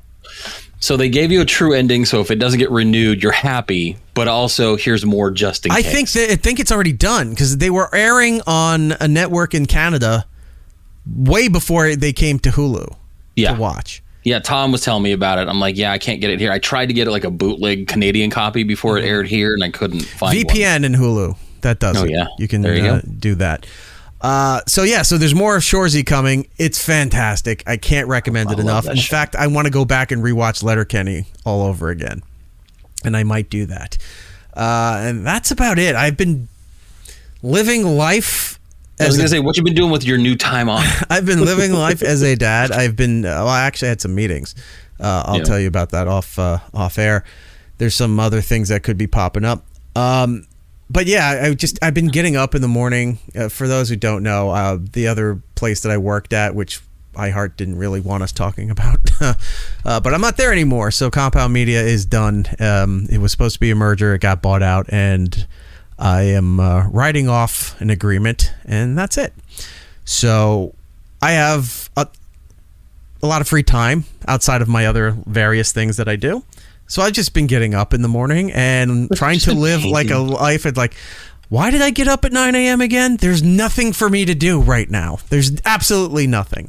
You're just like in boxer shorts, a white t-shirt, a long robe, and a cup of coffee. The spouse is like, will you please do something? You're just standing over. 2 of those things are wrong. I don't like coffee, and I don't have a robe. I should get a robe. I might be a robe guy. Yeah, just get a long robe like you see in like 80s. What if I get one of those crushed velvet smoking jackets? Smoking jackets? Yeah. Maybe I'll do that. That'd be a good look. I am going to do some I didn't other see things. you there. You're closing this giant book. I am going to bring back a series I tried to do, but I just didn't have the time to do it. Now that I have the time to do it, I'm going to bring it back. So I'm going to start bringing back live streams called It's Edit Nagel. And I used to do it I was for a doing that for a while. while. So I have a ton of archive stuff that I need to convert, edit, and do that. So I'm going to do it live on the stream, show you how I do it. We'll listen to old archives of old shows. I think I'm going to start with the Scott and Todd archive that I have. Go through there and just listen to some of that shit and just go, wow, this was terrible.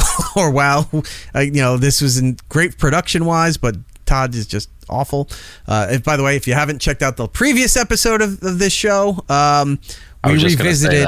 Did you get the chance to listen to it or not yet? I listened to part of it. Okay. Go back and listen to the previous episode of this show where we revisit Todd's podcast after he got fired from radio and how terrible it was and how we spoiled what he was doing, which immediately led to him stop doing the podcast altogether. So go check that out. So funny. But yeah, I got so many other things to catch up on too. So hopefully next week I'll be abreast of everything and we can talk more about that.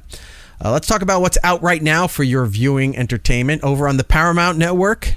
As it's known now, it might be changing its name after this new merger. There's a new season of Beavis and Butthead available. That's awesome. It's airing on Comedy Central and then showing up on Paramount Plus.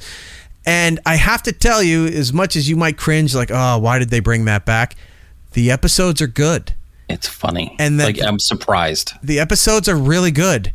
And the inter-episode stuff, the storyline, where they weren't sitting there and watching music videos. They do now, but it looks like they're watching them on YouTube.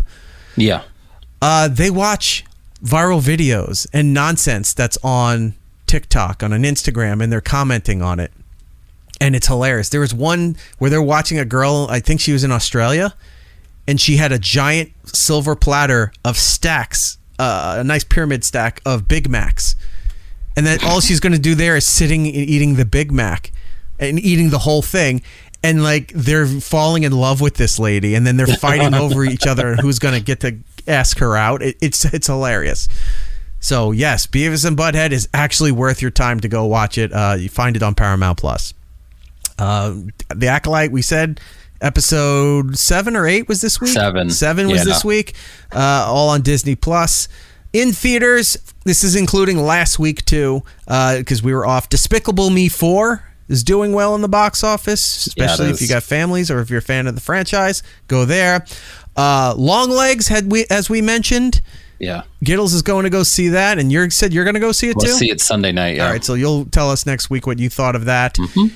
And then I didn't know about this, but apparently, I guess they started screening it like last year, and now it's finally coming out. This documentary, if you want to call it a documentary, Sorry Not Sorry, about Louis C.K.'s fall and these people talking about how terrible Louis is and how awful this is and how people just were willing to push it aside so to let him still do comedy. It's like, one, you can't stop him. He can go anywhere and do what he wants. Two, I'll just say this. I'm not agreeing with what the guy did, but people seem to be forgetting that there was consent for that. It was terrible for these women, okay, but you agreed to go to the room and you gave consent, and it's been documented. It's in all the news articles. It's in everything out there. They gave permission.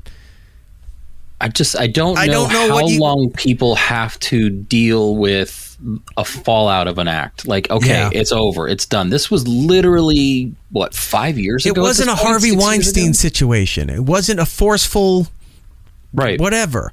No, they all gave the consent on these things. It was a shitty power move. It was 100% that. And that's it. It was creepy. But past that point, what else do you want to do? Is he supposed to be dead forever because of this thing? Yeah, whatever.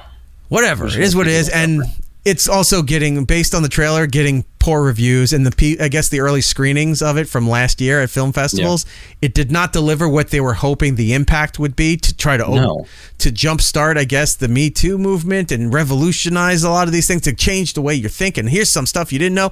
Apparently, it's very milquetoast, and it doesn't get the point across very well, and it's getting kind of shitty reviews. Well, the thing is with this is that it like you said, they're trying to make one point, but at the end of the day, they're kind of invigorating Louis C.K.'s career more than they are trying to hurt it. Yes. So. Yes. And it looks terrible for everybody involved with it, too. Yeah. Jay Santiago in the chat. Eric, did Lewis ever ask you if he could do that in front of you?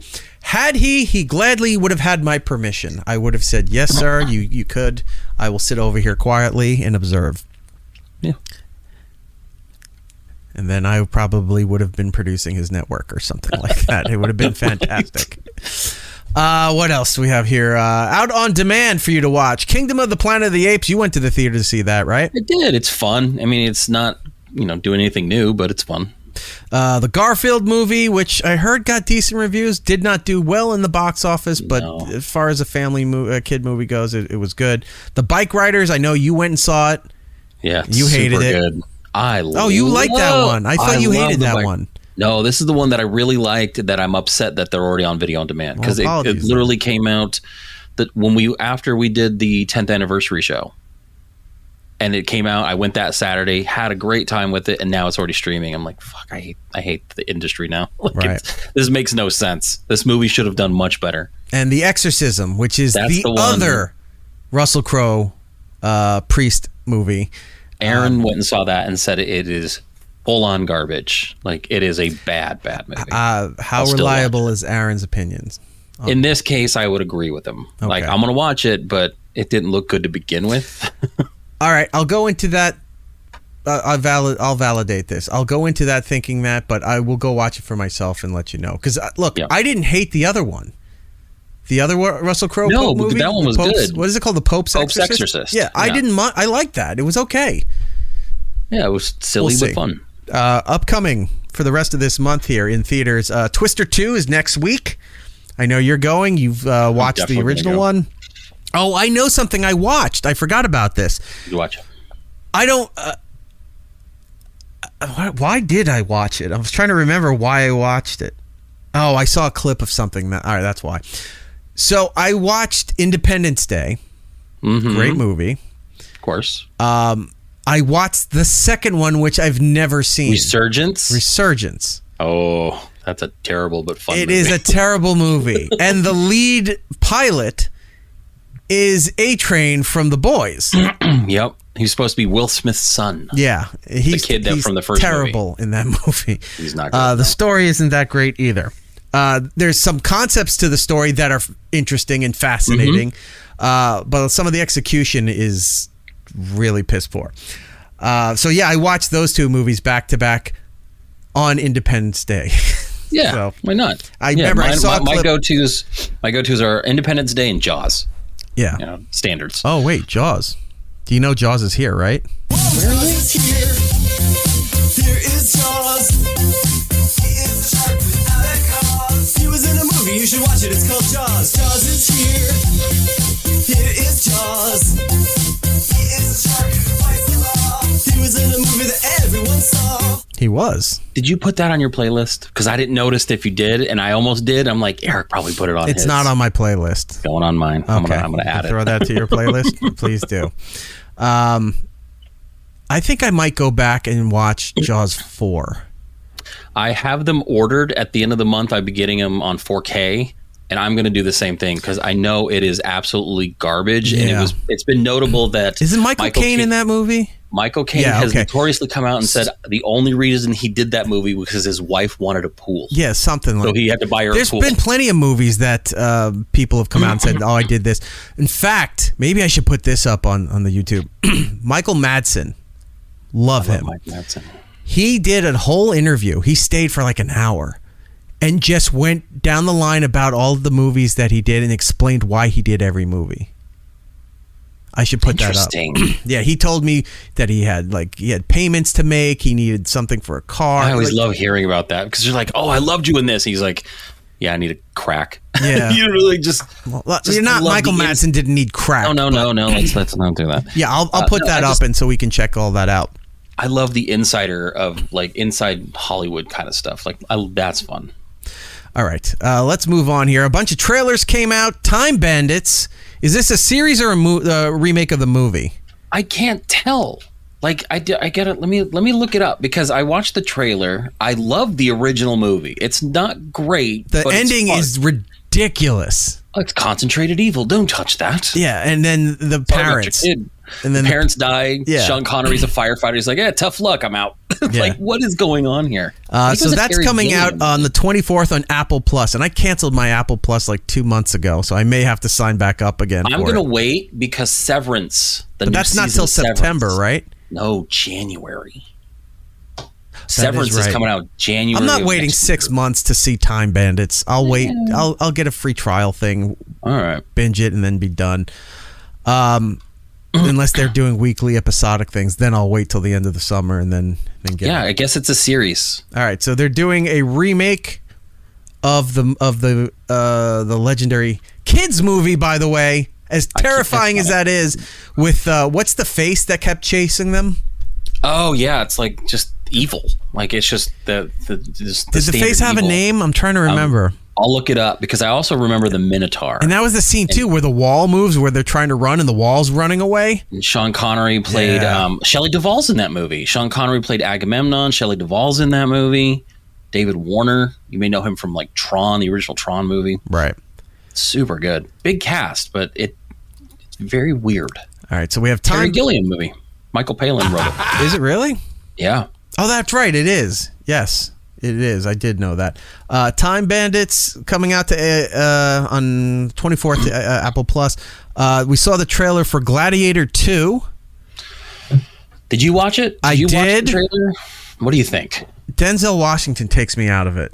Right, like New York accent in the middle of ancient Rome. There's no reason for him to be in there. And I'm not saying like the black character can't be in there. No, that's fine. I know we've seen plenty of Roman pieces where they had black characters in there because Rome was half the world. They were pulling stuff in from Africa and the Moors, the Mideast and all that stuff. So you had a nice, hodgepodge, if you will, a melting pot of all different races and creeds and stuff in Rome and everywhere at all times. So it made sense for that period. He's not the right actor for that.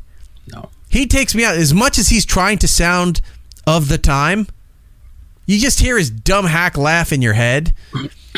And it's just because there's a scene in it where he does the laugh, and I'm like, and then the other thing that threw me off about this trailer is that you got Denzel being Denzel, nothing different, and then it's got some rap song. It almost sounds like Jay-Z's doing a bit, and I'm like, was there a?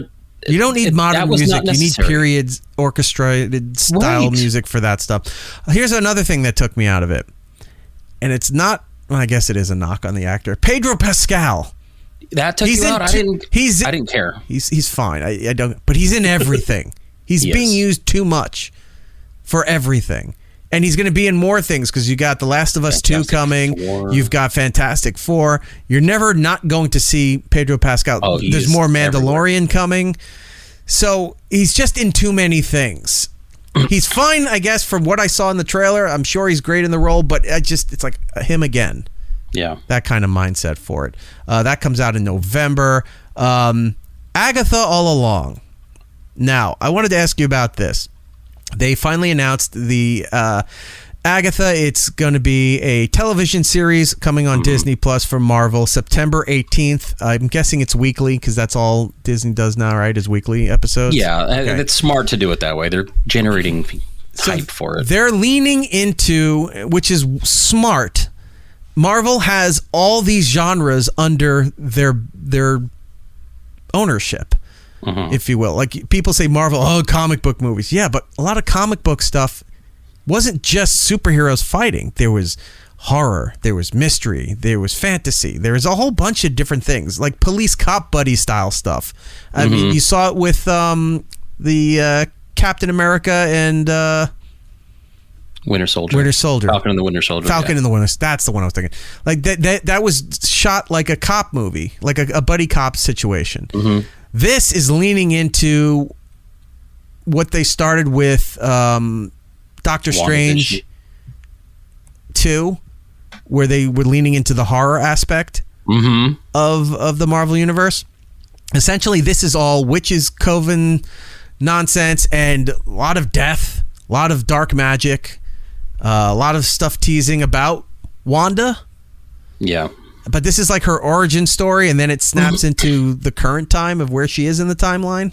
Yeah, that's what I'm kind of thrown off about, because are we getting a lot of for the series, I'm wondering if we're going to go into the past a lot, because it does start off with her after WandaVision, where Wanda has kind of erased her memory and put her in this like spell.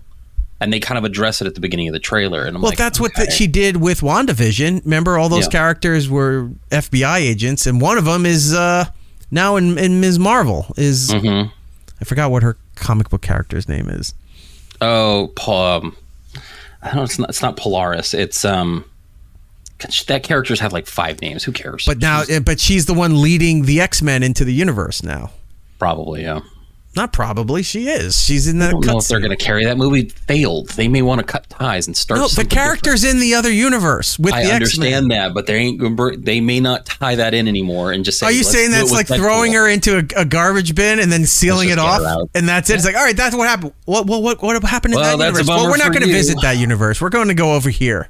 You never know. I never thought of that. That's hilarious. They start introducing these things and they go, oh yeah, that's just stories in another universe. That's the garbage universe. Yeah, we're going over here now. It's like in Loki when they would like kill them and sever them. They just went to a different place where all the garbage went. If she goes over there and then Loki too erased her timeline so it didn't happen. Exactly. Now they're looking for somebody who doesn't exist anymore. Yep. Wow. I know. Wow, that's dark and evil, and I love that. Marvel really needs to lean into that. Well, we'll see what happens with Deadpool. So Agatha all along. Now, my question is this. We kept seeing all the title changes through the last 2 years, right? Right. Are those episode titles? I'm thinking so. I think they were. That was just their way of being dickish in their promotion. And they're like, why do they keep changing the titles? What's going on? Making it look like this property is in danger, like it's failing or something. Yeah. And then they said it's Agatha all along, which was the original title, right? Wasn't it supposed to be? Agatha House of Harkness was the original title, and then Agatha Darkhold Diaries, Agatha Coven of Chaos, right? Agatha the Lying Witch with Great Wardrobe, and then days later they announced it was House Agatha of Harkness could still be an episode title. It could be. But Agatha all along was the last. It's the last episode or the last title. No, it was the last episode or the last 2 episodes of WandaVision. Remember? Because there was a thing, there was a line in there. It was Agatha all along. Yeah, because she did the little song and dance about it. Like it was a whole thing. So she was this makes orchestrating sense. it all. The trailer looks good. Looks like it looks almost like True Detective when they were doing the Yellow King storyline. A little bit, yeah. Where it was a cop buddy. I mean, it was a cop story, and then they were looking into this fucking evil shit in the woods. There were some parts of this trailer that actually was kind of creepy. Like they were showing some stuff that I'm like, okay, if they lean a little bit more into this horror stuff and don't make it too campy, this could be fun. Horrors. Yeah, so they're going to do 7 episodes. I think they're doing the 2-episode bit to start off the season. So I don't know. I wanted to hate it because I don't think they needed to spin it off. I love Catherine Hahn as a character. In fact, I saw a clip the other day that made me want to go rewatch a movie that she's in called The Goods with Jeremy Piven. Have you seen that movie? No. He plays like a car salesman. She plays like one of his... Oh, wait a minute. I think I have seen that. She plays a character... so I think like... I don't know if it's Rob Hubel. It's another Rob Riggle. He plays a guy who acts like a 10-year-old stuck in a man's body. And at one point, she's going... talking to a bartender saying that she wants to have sex with a 10-year-old, but he's stuck in a man's body. So and she's trying to seduce him at a bar. Catherine Hahn is hilarious. She's great in everything. Everything I've seen. She was on damn it, I can't think of it now. She was on a TV show. It was on HBO. I think it only did 2 seasons, and it starred the guy who does Jesus Christ, why can't I think of it? Steve Cohen? Is that okay. No, not Steve Cohen. She was Space. God, Tiny Beautiful Things? No. No, wasn't it? No. Bad Moms Crew, I Love Dick, We Are the Millers. I'm trying to run through stuff that's recent that she was in. But yeah, I've enjoyed... I mean, she did a run on Parks and Rec that I love. Who did Alan Partridge? Steve... Coogan. Steve Coogan. Man. I'm like, wait, hold on. Getting senile. Steve Coogan had a show on HBO. Okay. Where he played like an ad exec, and he was losing his mind because all the ads that he worked on came to life, So he was arguing with like the Keebler Elves and the Three Rice Krispie guys. Like they all had the licensing to do this. Interesting. And he'd be having these fights, and she played his wife in that show. Oh yeah, she's good. So I long way to go for nothing. Go ahead. I don't want to have too high expectations for it, but I think she's good. Hopefully, it's not pure garbage. Like they're so hit and miss with some of these things. I saw a review from, I think it was IGN, which you can't trust any of these websites. Oh, I know. Said they saw the first 35 minutes of Deadpool and Wolverine, which means to stay away from them because they're going to be doing everything they can to spoil it before the movie. And the movie's still 3 weeks away, 2 weeks away. About 2 weeks away. Yeah, 2 or 3. And they were saying this is going to reignite the MCU. Like they were praising this thing through the roof. That worries me. And that's all I saw off the caption. I didn't read anything further. I don't want to know. I've been avoiding so much on that. Like I really they did a spot for The Bachelor. Like they're doing a lot of press, right? Which is good because that's what Ryan Reynolds is good at. Like he's really good at that stuff. He's a marketing guy. Owns his own company. Is a billionaire. All right, we got to move on and get through the rest of this here. Shelley Duvall dead at 75 today. Do we know why she passed? She's been having medical issues the past couple years. I mean, I don't know if you've seen her lately. She was not doing well. She looked really old and missing teeth. Like someone found her at one point and did a documentary about her to try to get her back into like limelight. Like she was not doing well to begin with. So she'd had some health issues over the past like couple months. She just celebrated her 75th birthday like last week. Right. Well, we started the show off for the streaming people with her version of He Needs Me from the Popeye movie. Fantastic movie, very underrated. And of course, I think her best role that she's known for is The Shining. Oh, no. It's The Shining. You don't want to get sued. True. I know you can read my thoughts, Jordan. Meow, meow, meow, meow, meow. So yes, Godspeed to Shelley Duvall. Here's another thing to make you feel old. It's the 25th anniversary this week of American Pie, which apparently is a very problematic movie by today's standards. Oh, I know. And the reason I know that is because they have a lot of these videos online where it says teens watch Weird Al, or teens react to Weird Al, or teens react to 90s grunge music, or teens react to 90s hip hop, something like that. I watched people like teens react to old Eminem songs, and he's singing about all the stuff that he used to do, and like people were like, "This is problematic." I'm like, "Shut up! This is a fucking great song." It is. You know what else is dumb about? All right, here's a little mini rant about the young people, and it's been going around for the young people. I sound so old. The youngins. Internet culture and younger people on the internet for the last 10 years. They all call themselves stans. We're Taylor Swift stans. I stan this person. We totally are stans. And it's like, you don't even know what that means. It means you're a super fan of somebody. It's like, that's not what it means. Do you know what stans mean? Because if you look at Urban Dictionary and all that stuff, it tells you what stans means. Very few places quote the actual source of what it stands for because it doesn't fit the narrative of how they're using it now. Stans, that dumb term that they use, comes from Eminem's song Stan, about a super fan who was so obsessed that he killed his girlfriend and then killed himself trying to get attention so that Eminem would know him. Speaking of Eminem, I completely forgot Eminem's new album drops tomorrow. Today, The Death of Slim Shady Coup de Grace. Yeah. And that, I'm like, holy shit. Say what you want. That Houdini song is amazing. I love it. They have another song, Toby, you can listen to. But yeah, 19 songs. I'm like, ooh, I'm excited. So I've got it already saved in my Apple Music. I'm going to listen to it the second I have access to it. It's going to be good. Let's just play it all now. Let's just finish the show playing the whole album. That'll get us some likes and hits. Hit the like button. As we spend this time spoiling the entire album from everybody. But yeah, you're stupid when you say, "Oh, we're a total stan." That means you want to kill yourself and that person in a love suicide kind of thing. You dumb idiots. But look for Eminem's new album.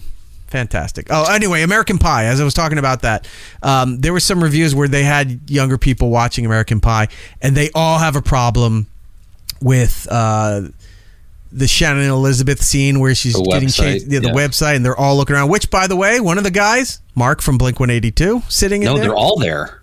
The whole band is there with a monkey. Oh, I thought it was just him. Oh, it's Mark, Tom, and was it their old Travis. drummer? Wait, was it Travis or was it Scott? Travis. Okay. It was Travis. So I just thought it was him. I didn't realize that. But yeah, they're all watching the live stream and everything there, and they are furious about it. Now, I understand, yes, in any situation, that's the right reaction. But it was the 90s, and go fuck yourself, because it was a great scene in the movie. It was. Can't put that as the show title, right? It was what?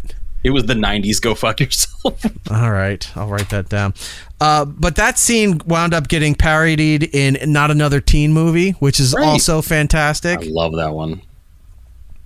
It was the 90s. The way Not Another Teen Movie opens up, where she's like watching like the scrambled porn channel doing herself, and then like they come in with the birthday cake, is still one of my favorites, because it just.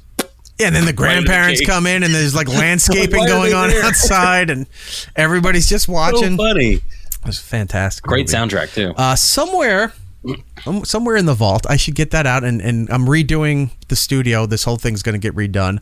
I should put up. I have most of the cast members sign the American Pie poster that I have. Nice. The other thing that makes you feel old, I just realized, and I actually was telling Aaron this last night. Anchorman's 20 years old. Yeah. I'm like, Jesus Christ. That escalated quickly. It did. It did. Rick killed a guy. I love that. Killed a man with a trident. Yeah, you should lay low for a while. Loud noises. So good. So Sequel, good. Not so much. But yeah. Anyway, moving on. Inside Out 2 has been out in the theaters for the last couple of weeks. It's the sequel to Inside Out 1, in case you didn't know. It's an animated movie by Disney Pixar about personality traits in a person's head and how they are dealing with growing up. And this one introduces more, because now they're a teenager and a lot of stuff's going on. Well, it has become a box office sensation, as it grossed over $1 billion in the short time that it's been there. And the last movie to do that, I think, was the Barbie movie, which was last year. To hit the $1 billion mark. It is now the fourth highest animated movie of all time. The first one was Frozen 2 with $1.45 billion. The Super Mario Brothers movie, $1.36 billion. Frozen 1, Disney just killing it, $1.274 billion. Inside Out, and then The Incredibles 2. So 4 of the top 5 animated movies are all Disney, Pixar. Right. Yeah. So I think Disney's doing better than they're saying they're doing right now. I think they had a rough go of it. COVID screwed up a lot of stuff. Onward did bad.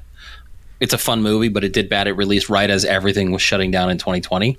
And then they threw all their other movies on Disney Plus. So you're not really getting the revenue from that. You know, you had Soul, Luca, and Turning Red, which they just re-released in theaters to try to generate some hype for this Inside Out 2 movie. But yeah, this is their first major big hit for a while, which is good for them. I still haven't seen it. Well, I saw the first one. I loved the first one. I have a Funko signed by Lewis Black for the first one, his anger character, because of course he should be. Damn it, he should be. Touch it. Sorry, I didn't mean to touch it. So I'll see this at some point. Lately, I've been stuck watching Encanto over and over. It's a good movie because the kid wants to watch it. Don't talk about Bruno. So there was that, and then something like pressure like the drip, drip, drip, that's on all the time. So try to move her over to Coco. Coco's a good one. I liked Coco's sad. Very bright. Oh my God. Like Coco's very sad. We're playing the guitar scene where they're talking about Remember Me. Yeah. Wesley was big into Coco when he was really little. So one year I shaved everything off and I painted myself. I dressed as Miguel. Right. So I had the red hoodie, had a guitar, and it was fun. He was way into it. Somewhere I have a Coco thing. One of the toy companies sent me a Coco thing. I got it somewhere. If you want it, maybe I'll send it over to you. Pixar's going to be releasing a lot of those movies, like you said, that they had put out during the pandemic. Soul, which I watched when that came out, wasn't bad. It was okay. Not bad. I liked Luca. I didn't see Luca, and then there's Turning Red. I caught Turning Red, like someone was watching it in the house, and I caught some of it, and it was good. Recuérdame. It's the Spanish Gabby. By the way, another quick side. I know she's from Mexico. She's authentic. She's like Mexican. New York City. Just a bunch of cartel dragging a guy into the desert. She sent me videos, her own home videos of birthdays at Showbiz Pizza. She was telling us about it. Yes. So I forgot we had that because so much else was going on, but I was moving some stuff around. I saw it. So I'm going to put all the videos together into one video, and we'll sit there and we'll go through Gabby's birthday at Showbiz Pizza. She's adorable in this video. So Gabby's like 75. I know, and she looks like she's 20. She has her own dollhouse too, apparently, making billions. It's hilarious. Of dollars. Like I didn't believe how old she was. She sent me a picture of her driver's license in Mexico, and she sure enough is as old as she said she is. She does not look it. I'm like, Jesus Christ! Look, I need to drink the water down there. They're all under 30 down there. What can you say? Yeah, Otherwise, they know people and you disappear. So. Got to be polite with it. Keep going with the animated stuff. Minions 3 is set to release for 2027. So you have Despicable Me 4 in the theaters right now, which, by the way, made $230 million. For the opening weekend for July 4th, yeah. So it seems to be making the summer slump, or not even the summer slump, the whole movie industry slump where things weren't making enough money. The animated movies seem to be picking up the pace for everything again. People are going out there and watching things to bring their family to. Like You're not bringing your family to the bike riders. You're not doing all that stuff. And those movies are good, but I think people are really wanting something they can just get out of the heat, go bring the whole family and watch a movie. The big blockbuster movies again for the summer. So they announced that so Minions 3 is set to release in 2027. Jesus Christ, is this right here? The film's collectively grossing. So this is the first two Minions and the first four Despicable Me's have grossed over $5 billion. Billion with a B. Those Minions are never going away. They are a cash cow. And you know who created them? Our pal Brian Lynch. Like I said, I hope he's getting paid well for all this. I don't think he is, but he's like, God, he's living comfortably from creating the Minions. So I'm going to movie theaters and they have these giant stand-ups where you can pose with the Minions. McDonald's has all the Minions toys in their Happy Meals right now, and Brian's over there going, motherfucker. Well, remember we've talked to other people who have created properties that have blown up. Yeah, and I was like, did you get the Funko? Do you get that? And he's like, they don't send me anything. Yeah. I have to go ask for it, or I have to go to the store and buy it. Like you created the damn thing that made them billions of dollars, and they can't give you a fucking Funko Pop. Well, he started the other one too. The Secret Life of Pets got a couple of ones, and that was actually really good. And he wrote that one too. I'm like, man, he is killing it. I have a poster signed by Louis C.K., which I will not be giving to my kid, but I got to do something with it. I was thinking too, now I have all this free time. I have the second vault area that I need to clean all the stuff out. It's like this fucking long hallway of doors of It kind of is, yeah. And one's off location too. One's somewhere else. But I have all of this stuff. I sent you a few things. I sent you some Ghostbuster figures and toys and dude, yeah, I got some of the Ghostbuster stuff up behind me. You sent me a playbill from the Pee-wee live show. I don't know what to do with that. I might try to frame it with something. Like that is cool. I had extra. That one had the bow tie sticker and everything with it, right? Yeah. So I knew you would enjoy that. I have tons of rare shit like this stuff. Like that thing there. I've got bins full of these things. So I'm at the point now where I think I have I'm like that kid from Kicks where you're like, I don't need this. Maybe Jordan will do it. Yeah, Jordan takes everything. I think I'm going to set up an official... we did it a long time ago. I have an official show account on eBay. You can look it up. It's Eric Nagel. It's on eBay. I think a lot of the stuff that I have here, especially the signed stuff, I have books signed by like wrestlers. I have chairs. I have a bunch of wrestling chairs from pay-per-views that are signed by wrestlers and stuff like that. That's a little harder to sell because that's a lot of shipping and all of that stuff. I might figure out a way to get rid of those chairs somewhere else. But I have all this signed stuff, these figures, books, CDs, DVDs, tons of this stuff. From every time somebody came into Sirius, I had something to get signed. I was going to say, you sent me a DVD signed by Robert Rodriguez. I like that. That was the Grindhouse one, right? Yeah, it's up there somewhere. Yeah. So I think I'm going to put a lot of this stuff up on the show account so we can promote it that way. And I think it legitimizes, because it's hard selling anything with an autograph on it, because anybody sells garbage. But if we're endorsing it, and I'll put the photo of me with the person who signed the thing up there. I think that, I mean, I don't know how to make it more legit than that, but this way, put the stuff up there and try to clear a lot of this stuff out. I mean, look at the stuff over here too. Oh yeah. Look at all these things. This is from my dad. I've got stuff from my dad that I haven't. When my dad worked in the music industry. Yeah, old radio stuff and gold records. Yeah, gold and platinum. Well, they didn't do platinum in the 70s. That was till later. But there's gold and diamond and other commemorative, these things from major artists. Like major artists, like Elton John. There's Beatles stuff there. There's Pat Benatar.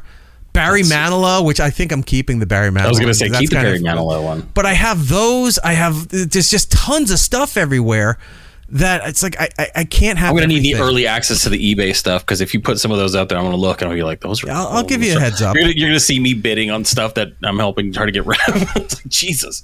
Yes, Tom. Yeah, I have official RIAA plaques, gold records, and things like that from recording artists. Bryan Adams.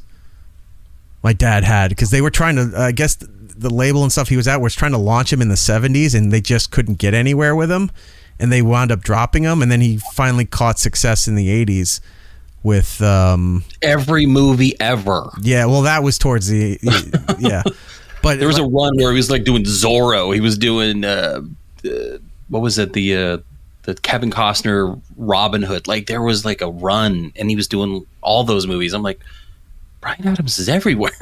There's a photo my dad has. I don't know I think it's in the other place. It's a photo. It's a black and white photo.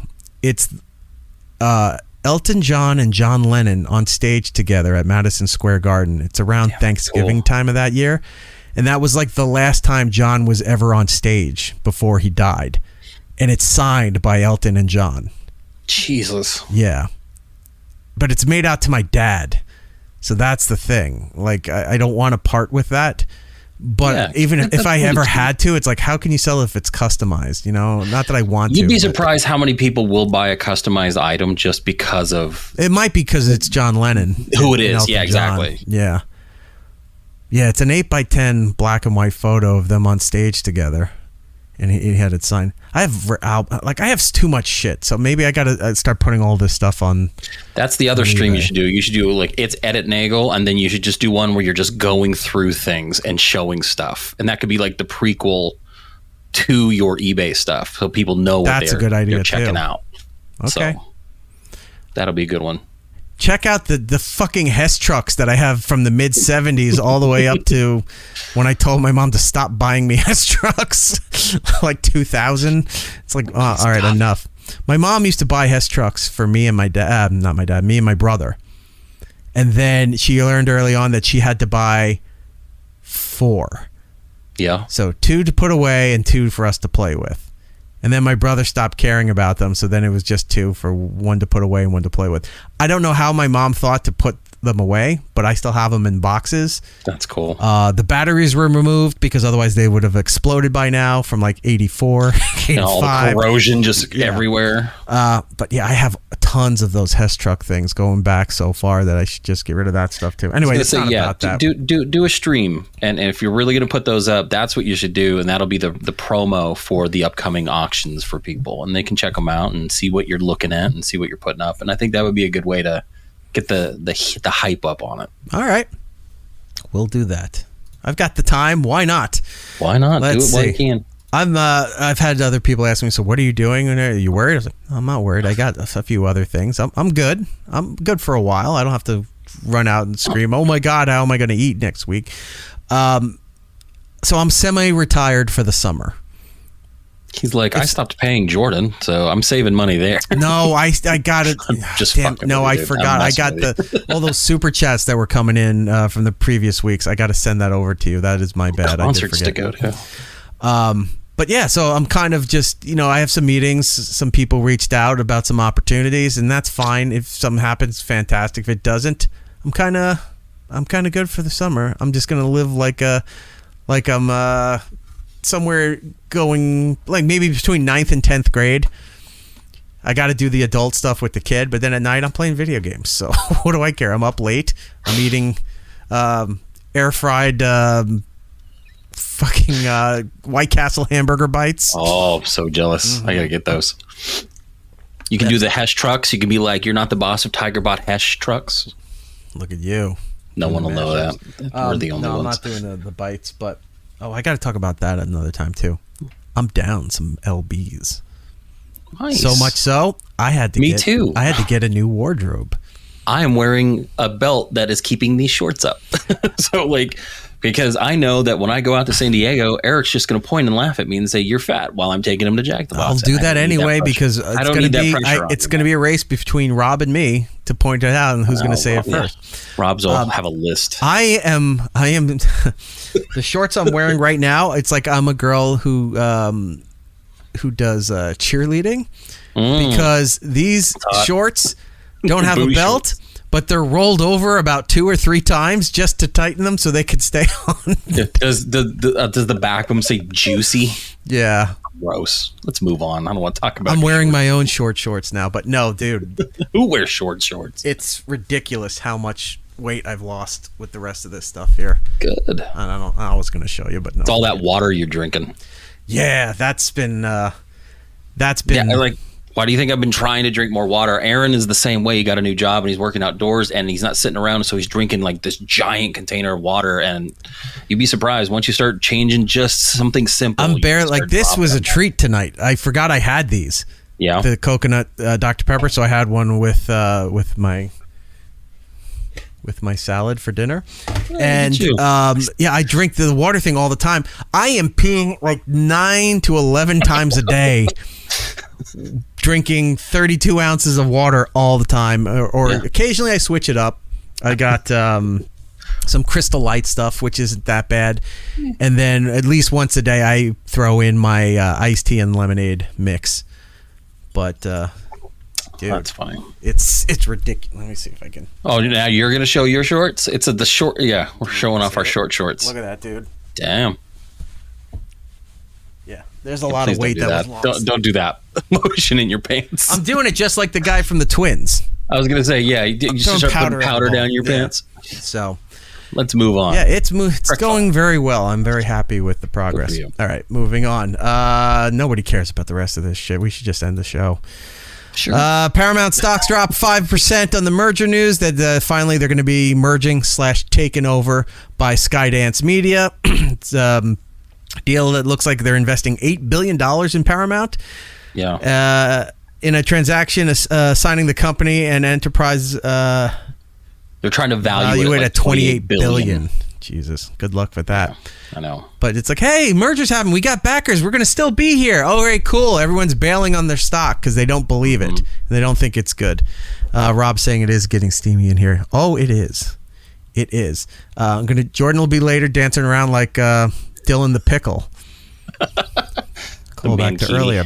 Shrek 5, another sequel, is set to come out with 2026 with the entire original cast involved. Yeah, that's weird. Mike Myers, Eddie Murphy, Cameron Diaz will all be there. I hope John Lithgow's back. I love John Lithgow. In anything he does. I always do the Muffin Man bit. Do you know the Muffin Man? The Muffin Man? Muffin Man. Down on Drury Lane? Yeah. The Muffin Man! Yeah. So that more summers of animated... Look. It's working. What doesn't work for the regular movies of having sequels and prequels, it's working for the animated franchises. So keep it there and then come up with newer stuff. I mean, hopefully they can capture like how fun it was. I remember there was a bit, I think it was in part 2 of Shrek, where... something was coming through, a dragon was attacking, people ran out of the Starbucks and ran across the street into the other Starbucks. I'm like, yeah, that's pretty much it. It was stupid, but it made me laugh. Oh, our pal Chris is in the chat. Mr. Subdivisions. Hi, Chris. Hi, Subdivisions. Eric, you're more than welcome to come over, share some snackable items, and sing the night away till 3 a.m. Yes, Chris puts on a very fantastic karaoke stream. Ooh. I believe on Saturday nights. It's Friday or Saturday. I think it's Saturday nights. He has the voice of an angel. Aww. He does. And I love throwing rare one-hit wonders at him. And he goes, I don't know that song. I don't know it. Now he's going to have to look it up. And he goes, all right, I do know that song. I don't know how to sing that song. So do a cross-promotion where Subdivision sings Eric Nagel's playlist. Oh, Yeah. So he just goes through your playlist and does that. Can you sing History of a Boring Town by Less Than Jake? I would love that. I would throw big money at Chris for him to be able to do that. There were some other things in the chat. I think it was going around so fast I missed it. Oh, yeah. Go ahead. Would you have one? I was going to say this one is the back of E's shorts say, I love Italians. Are you talking about people or subs? I know, right? A nice Italian sub. Well, these ones say 2024 Hoagie Fest at Wawa's. So those were big shorts if it had that much writing. By the way, I forgot the Wawa's Hoagie Fest stuff was all done by Parry Grip from Nerf Herder. Oh, I was in Wawa's. Have a Nerf Herder song on our lists. Yeah. So I was in Wawa the other day, and I hear the Hoagie Fest theme playing. I go, oh shit, it's Parry. Parry does this Christmas song that we love to play every year about I want an Allosaurus for Christmas. Yes, I remember that. Yeah. I forgot to tell you, and I have to stop and tell you now. Do you know that band Ice Nine Kills? No. Should I? They're kind of like a metal band. They sing a lot about movies and stuff like that. They have a new cover song, Walking on Sunshine, with none other than Real Big Fish. Just released like 2 days ago. I listened to it. I'm like, I got to tell Eric. And Send I me a completely text. forgot to tell Eric. Send me a text right now saying that's because I will not remember that till later. Yeah, they cover Walking on Sunshine, and it's like part metal, part Real Big Fish. It is the weirdest mashup, and I love it. I want it. I don't like what's going on in the chat here right now. Hollywood agent Rob Stark. I knew Jordan was a pickle fucker. And then Tom from Alberta is saying, how long till they margarita butt chug? I don't like what you're implying here. I'm not saying it won't happen. I just don't like you implicating it. August is just around the corner. Big Red Tower. I don't normally address this, but I'll say him. Bravo for producing a show with content instead of another. I'll read your comment if you give me your Social Security money drug addict shows. Yes, there's a lot of those out there. Some do it way better than I could ever do it. Tukey, Cardiff. Yeah. Who are these podcasts? Oh, I don't even put them in that category. But then the rest of them, I don't bother because I don't care about those people. Moving on. Oh, yeah. So more... I said, you know how you keep the franchises going with sequels? Don't do it in the regular movies? Well, here's a whole block of news about regular movie franchises doing just that. Conjuring, the fourth one, the final one, is set to release in the fall of 2025. I think I saw the first one that has Patrick Wilson in it. They're all Patrick Wilson. Okay. So I saw the first one, and at the end of the first one, didn't they say they were heading off to Long Island like it was going to be the Amityville Horror Story or something? I think so. I've never seen past the first one. I saw the last one that released, and it was okay. And then, so now there's 4 Conjuring, and then there's Annabelle, which is part of this, right? Annabelle's part of it. The Nun. But there's 2 Annabelles, right? I believe so, yes. And then there's 2 Nun movies. Correct. Do I have to watch all of this? No. Does it all tie together, or are they just spin-offs? They're all spin-offs. Like, you're not going to miss out on story. They're not part of a bigger story where it all is going to come together. No, this is not the MCU. No, okay. No, you can just watch them. So watching the rest of the other Conjurings and skipping the others is fine? Yeah, you don't have to watch Annabelle to enjoy the Conjuring movies. Okay. Like, that's what the good thing about it is that you don't have to see them, but they're, you watch them. Who cares? Annabelle was okay. All right. Yeah. So. All right. I'll watch the other ones then. Megan has a spin-off set for 2026, the horror movie that came out last year, I think, right? Yeah, and that one's getting a sequel, but this is completely different. So what is this one about? So there's 2 companies kind of coming together, Blumhouse and James Wan's Atomic Monster. They're getting a spin-off of Megan, and it's going to be called Soulmate. SOULM 8, the number TE. Right. Basically, it's going to expand the Megan universe, so it's going to be tied in. They're already fast tracking it. It's supposed to release not next year, but January 2nd, 2026. This is the weird part. They're describing it as an erotic thriller. Right. Seeing a man acquiring an artificial intelligent android to cope with the loss of his recently deceased wife. In an attempt to create a truly sentient partner, he inadvertently turns a harmless love bot into a deadly soulmate. Sounds gross. So they're doing a whole robotic horror series. Do you remember? Yes. So do you remember there was an episode. What if they bring Vicky back from Small Wonder? Remember how NECA did the April Fool's joke? Oh, that would be good. NECA's going to be rolling in dough if they keep making these movies. They can just make life-size robot dolls. What if they do another spin-off and it's just called Vicky or something like that? And it's V1KK1 or something. And it's all about they can just essentially take the concept of the Small Wonder. Well, that's where the doll was created. And then the doll wound up somewhere else. And then they go in the backstory and found out the doll killed the whole family. That would be funny. He was a toy developer out in like Indiana or something like that. And now Vicky just has been passed along running through amok. time. Yeah.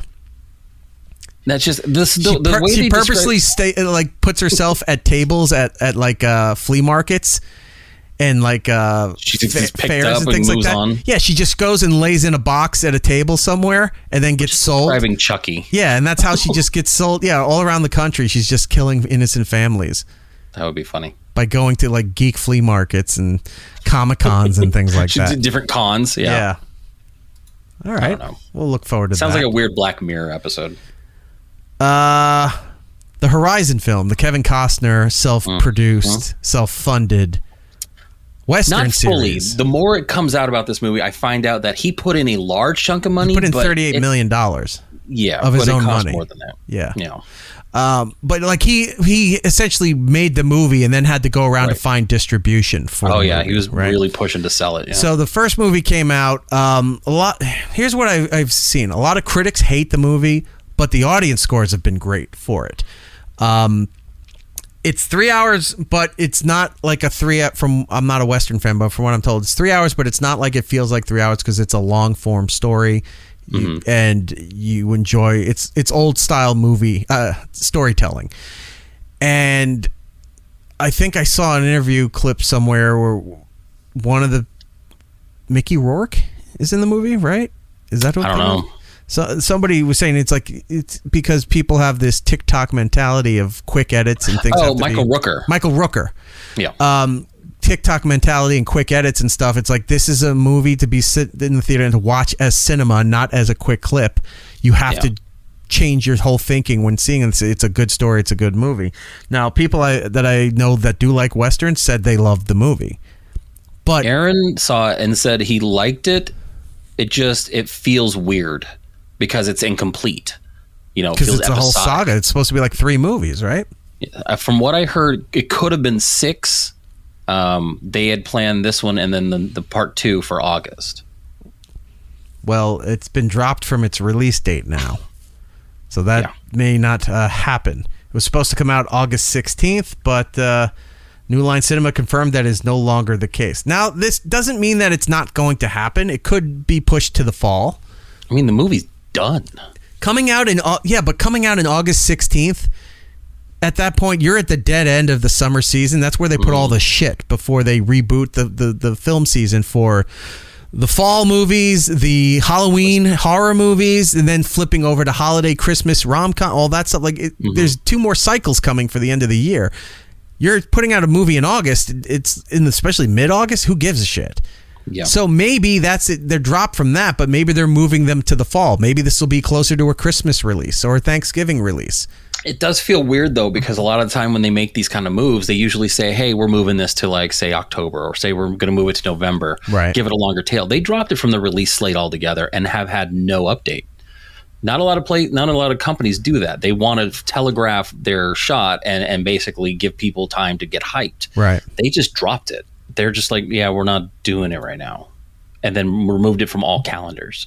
So I don't know if that's a good thing, a bad thing, or if they're going to move it to streaming only because it just didn't do well. Right. The thought is that they wanted to give it a longer tail before the next part, but how long do you need if no one's going to the first part? So it's definitely an older audience. It's like our age and older. Well, and Westerns don't historically do well anymore. That was like a bygone era of the 50s and 60s. But and then the it just TV trailed show off. or the TV series did really well. Right. The Yellowstone TV series. Maybe that's what he was trying to capitalize on. Probably. But the audience for them are the ones going to the theater, and the younger people aren't going to the theater. So it's a matter of getting an older audience to the movie theater to see these things. It might do well on demand. there might be a big surge for it on demand, and if they got it on the same network, whatever had Yellowstone, was it Peacock or something? I think it started off like Paramount or Peacock. Paramount, whatever. You know. I think it'll do well. I think they maybe just move the date to another time. Like they're going to announce that it'll show up at a different time for a more appropriate audience. So instead of it getting buried at the end of the summer where no one's going to watch it. What else do we have here? We're really late. We got to spin through the rest. Arkham Asylum TV series is no longer moving forward. Does anyone care about that?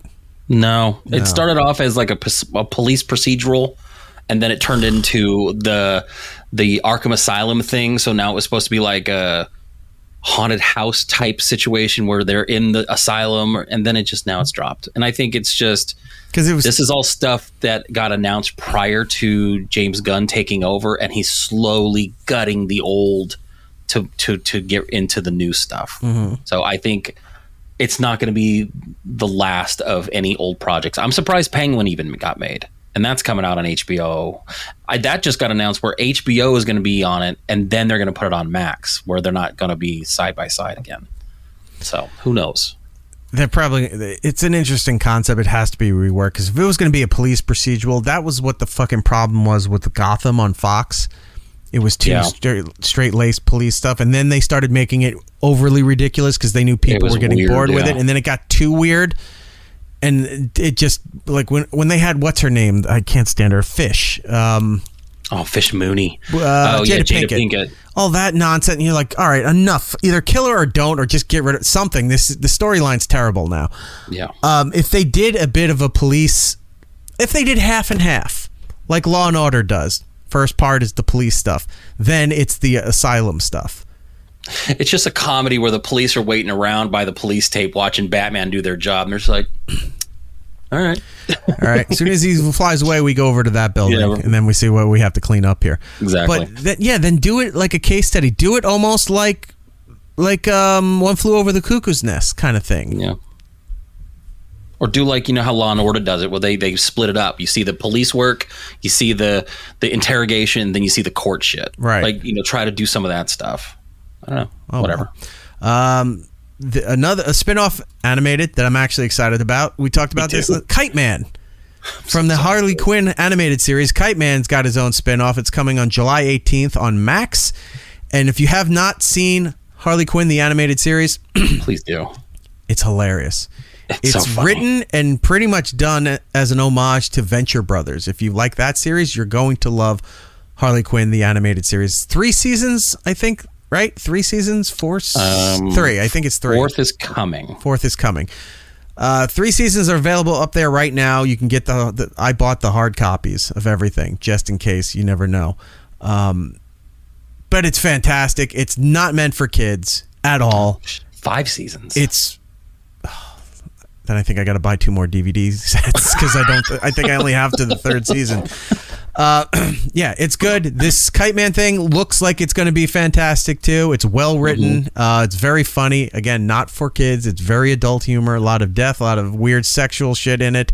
It's a lot of fun for all to enjoy. We made Rob upset one night because me and Eric sat there for 30 minutes with our teeth out laughing at a Kite Man bit from the Harley Quinn show where he opens up his kite and knocks some little girl into the table. He was at a bar mitzvah and then he knocked the girl, his kite went off and knocked the girl right into the punch table. And funny.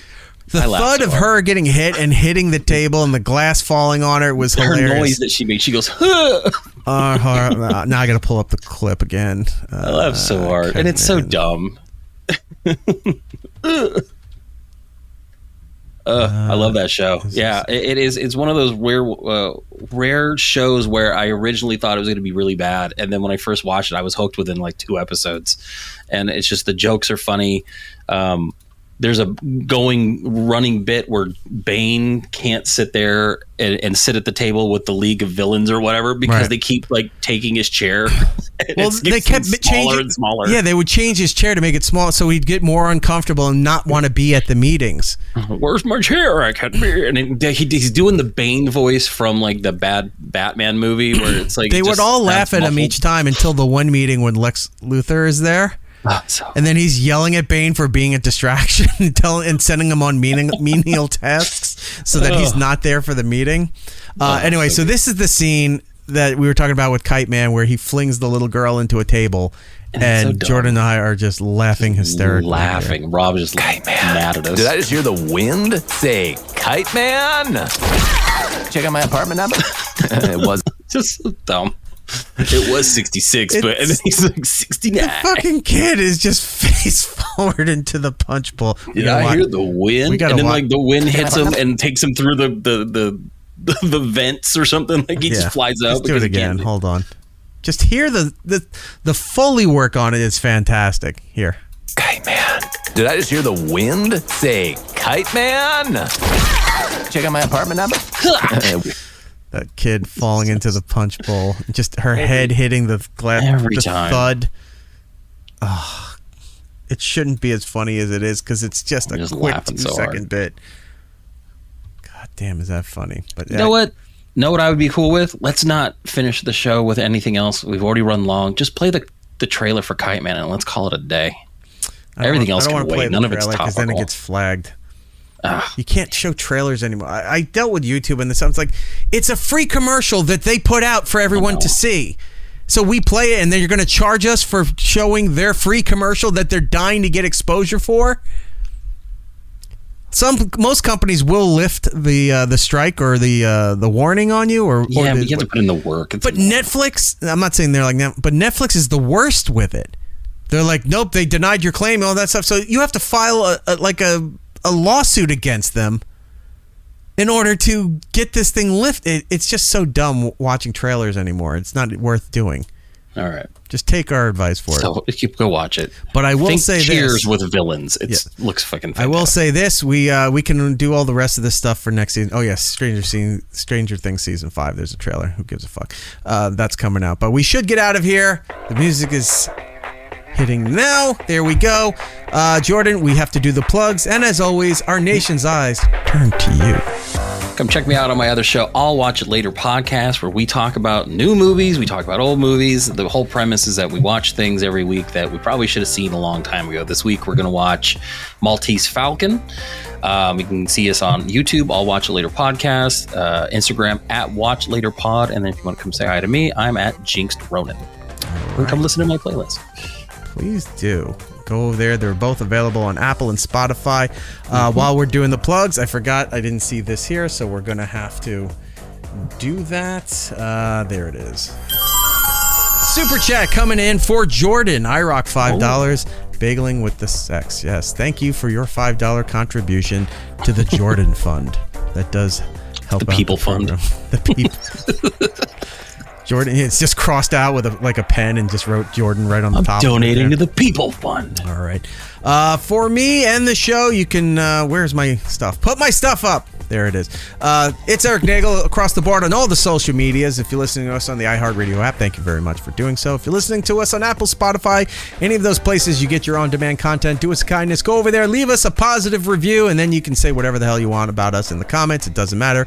That positive review is all that matters, and it does help out the program. If you want to come and hang out with us live each and every week as we do the program, our live rooms on YouTube and on Twitch at It's Eric Nagel. You can hop in there, like and subscribe. It's free to do so and be a part of all this nonsense. You can waste your money with super chats, and it all goes to Jordan anyway, so it's, I guess, a worthy cause.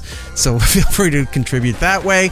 And if you're listening through the audio version and you want to see the video of everything that you happen to have missed, go to our YouTube channel. You can get the video episodes. The whole back catalog will be up there some way, shape, form soon.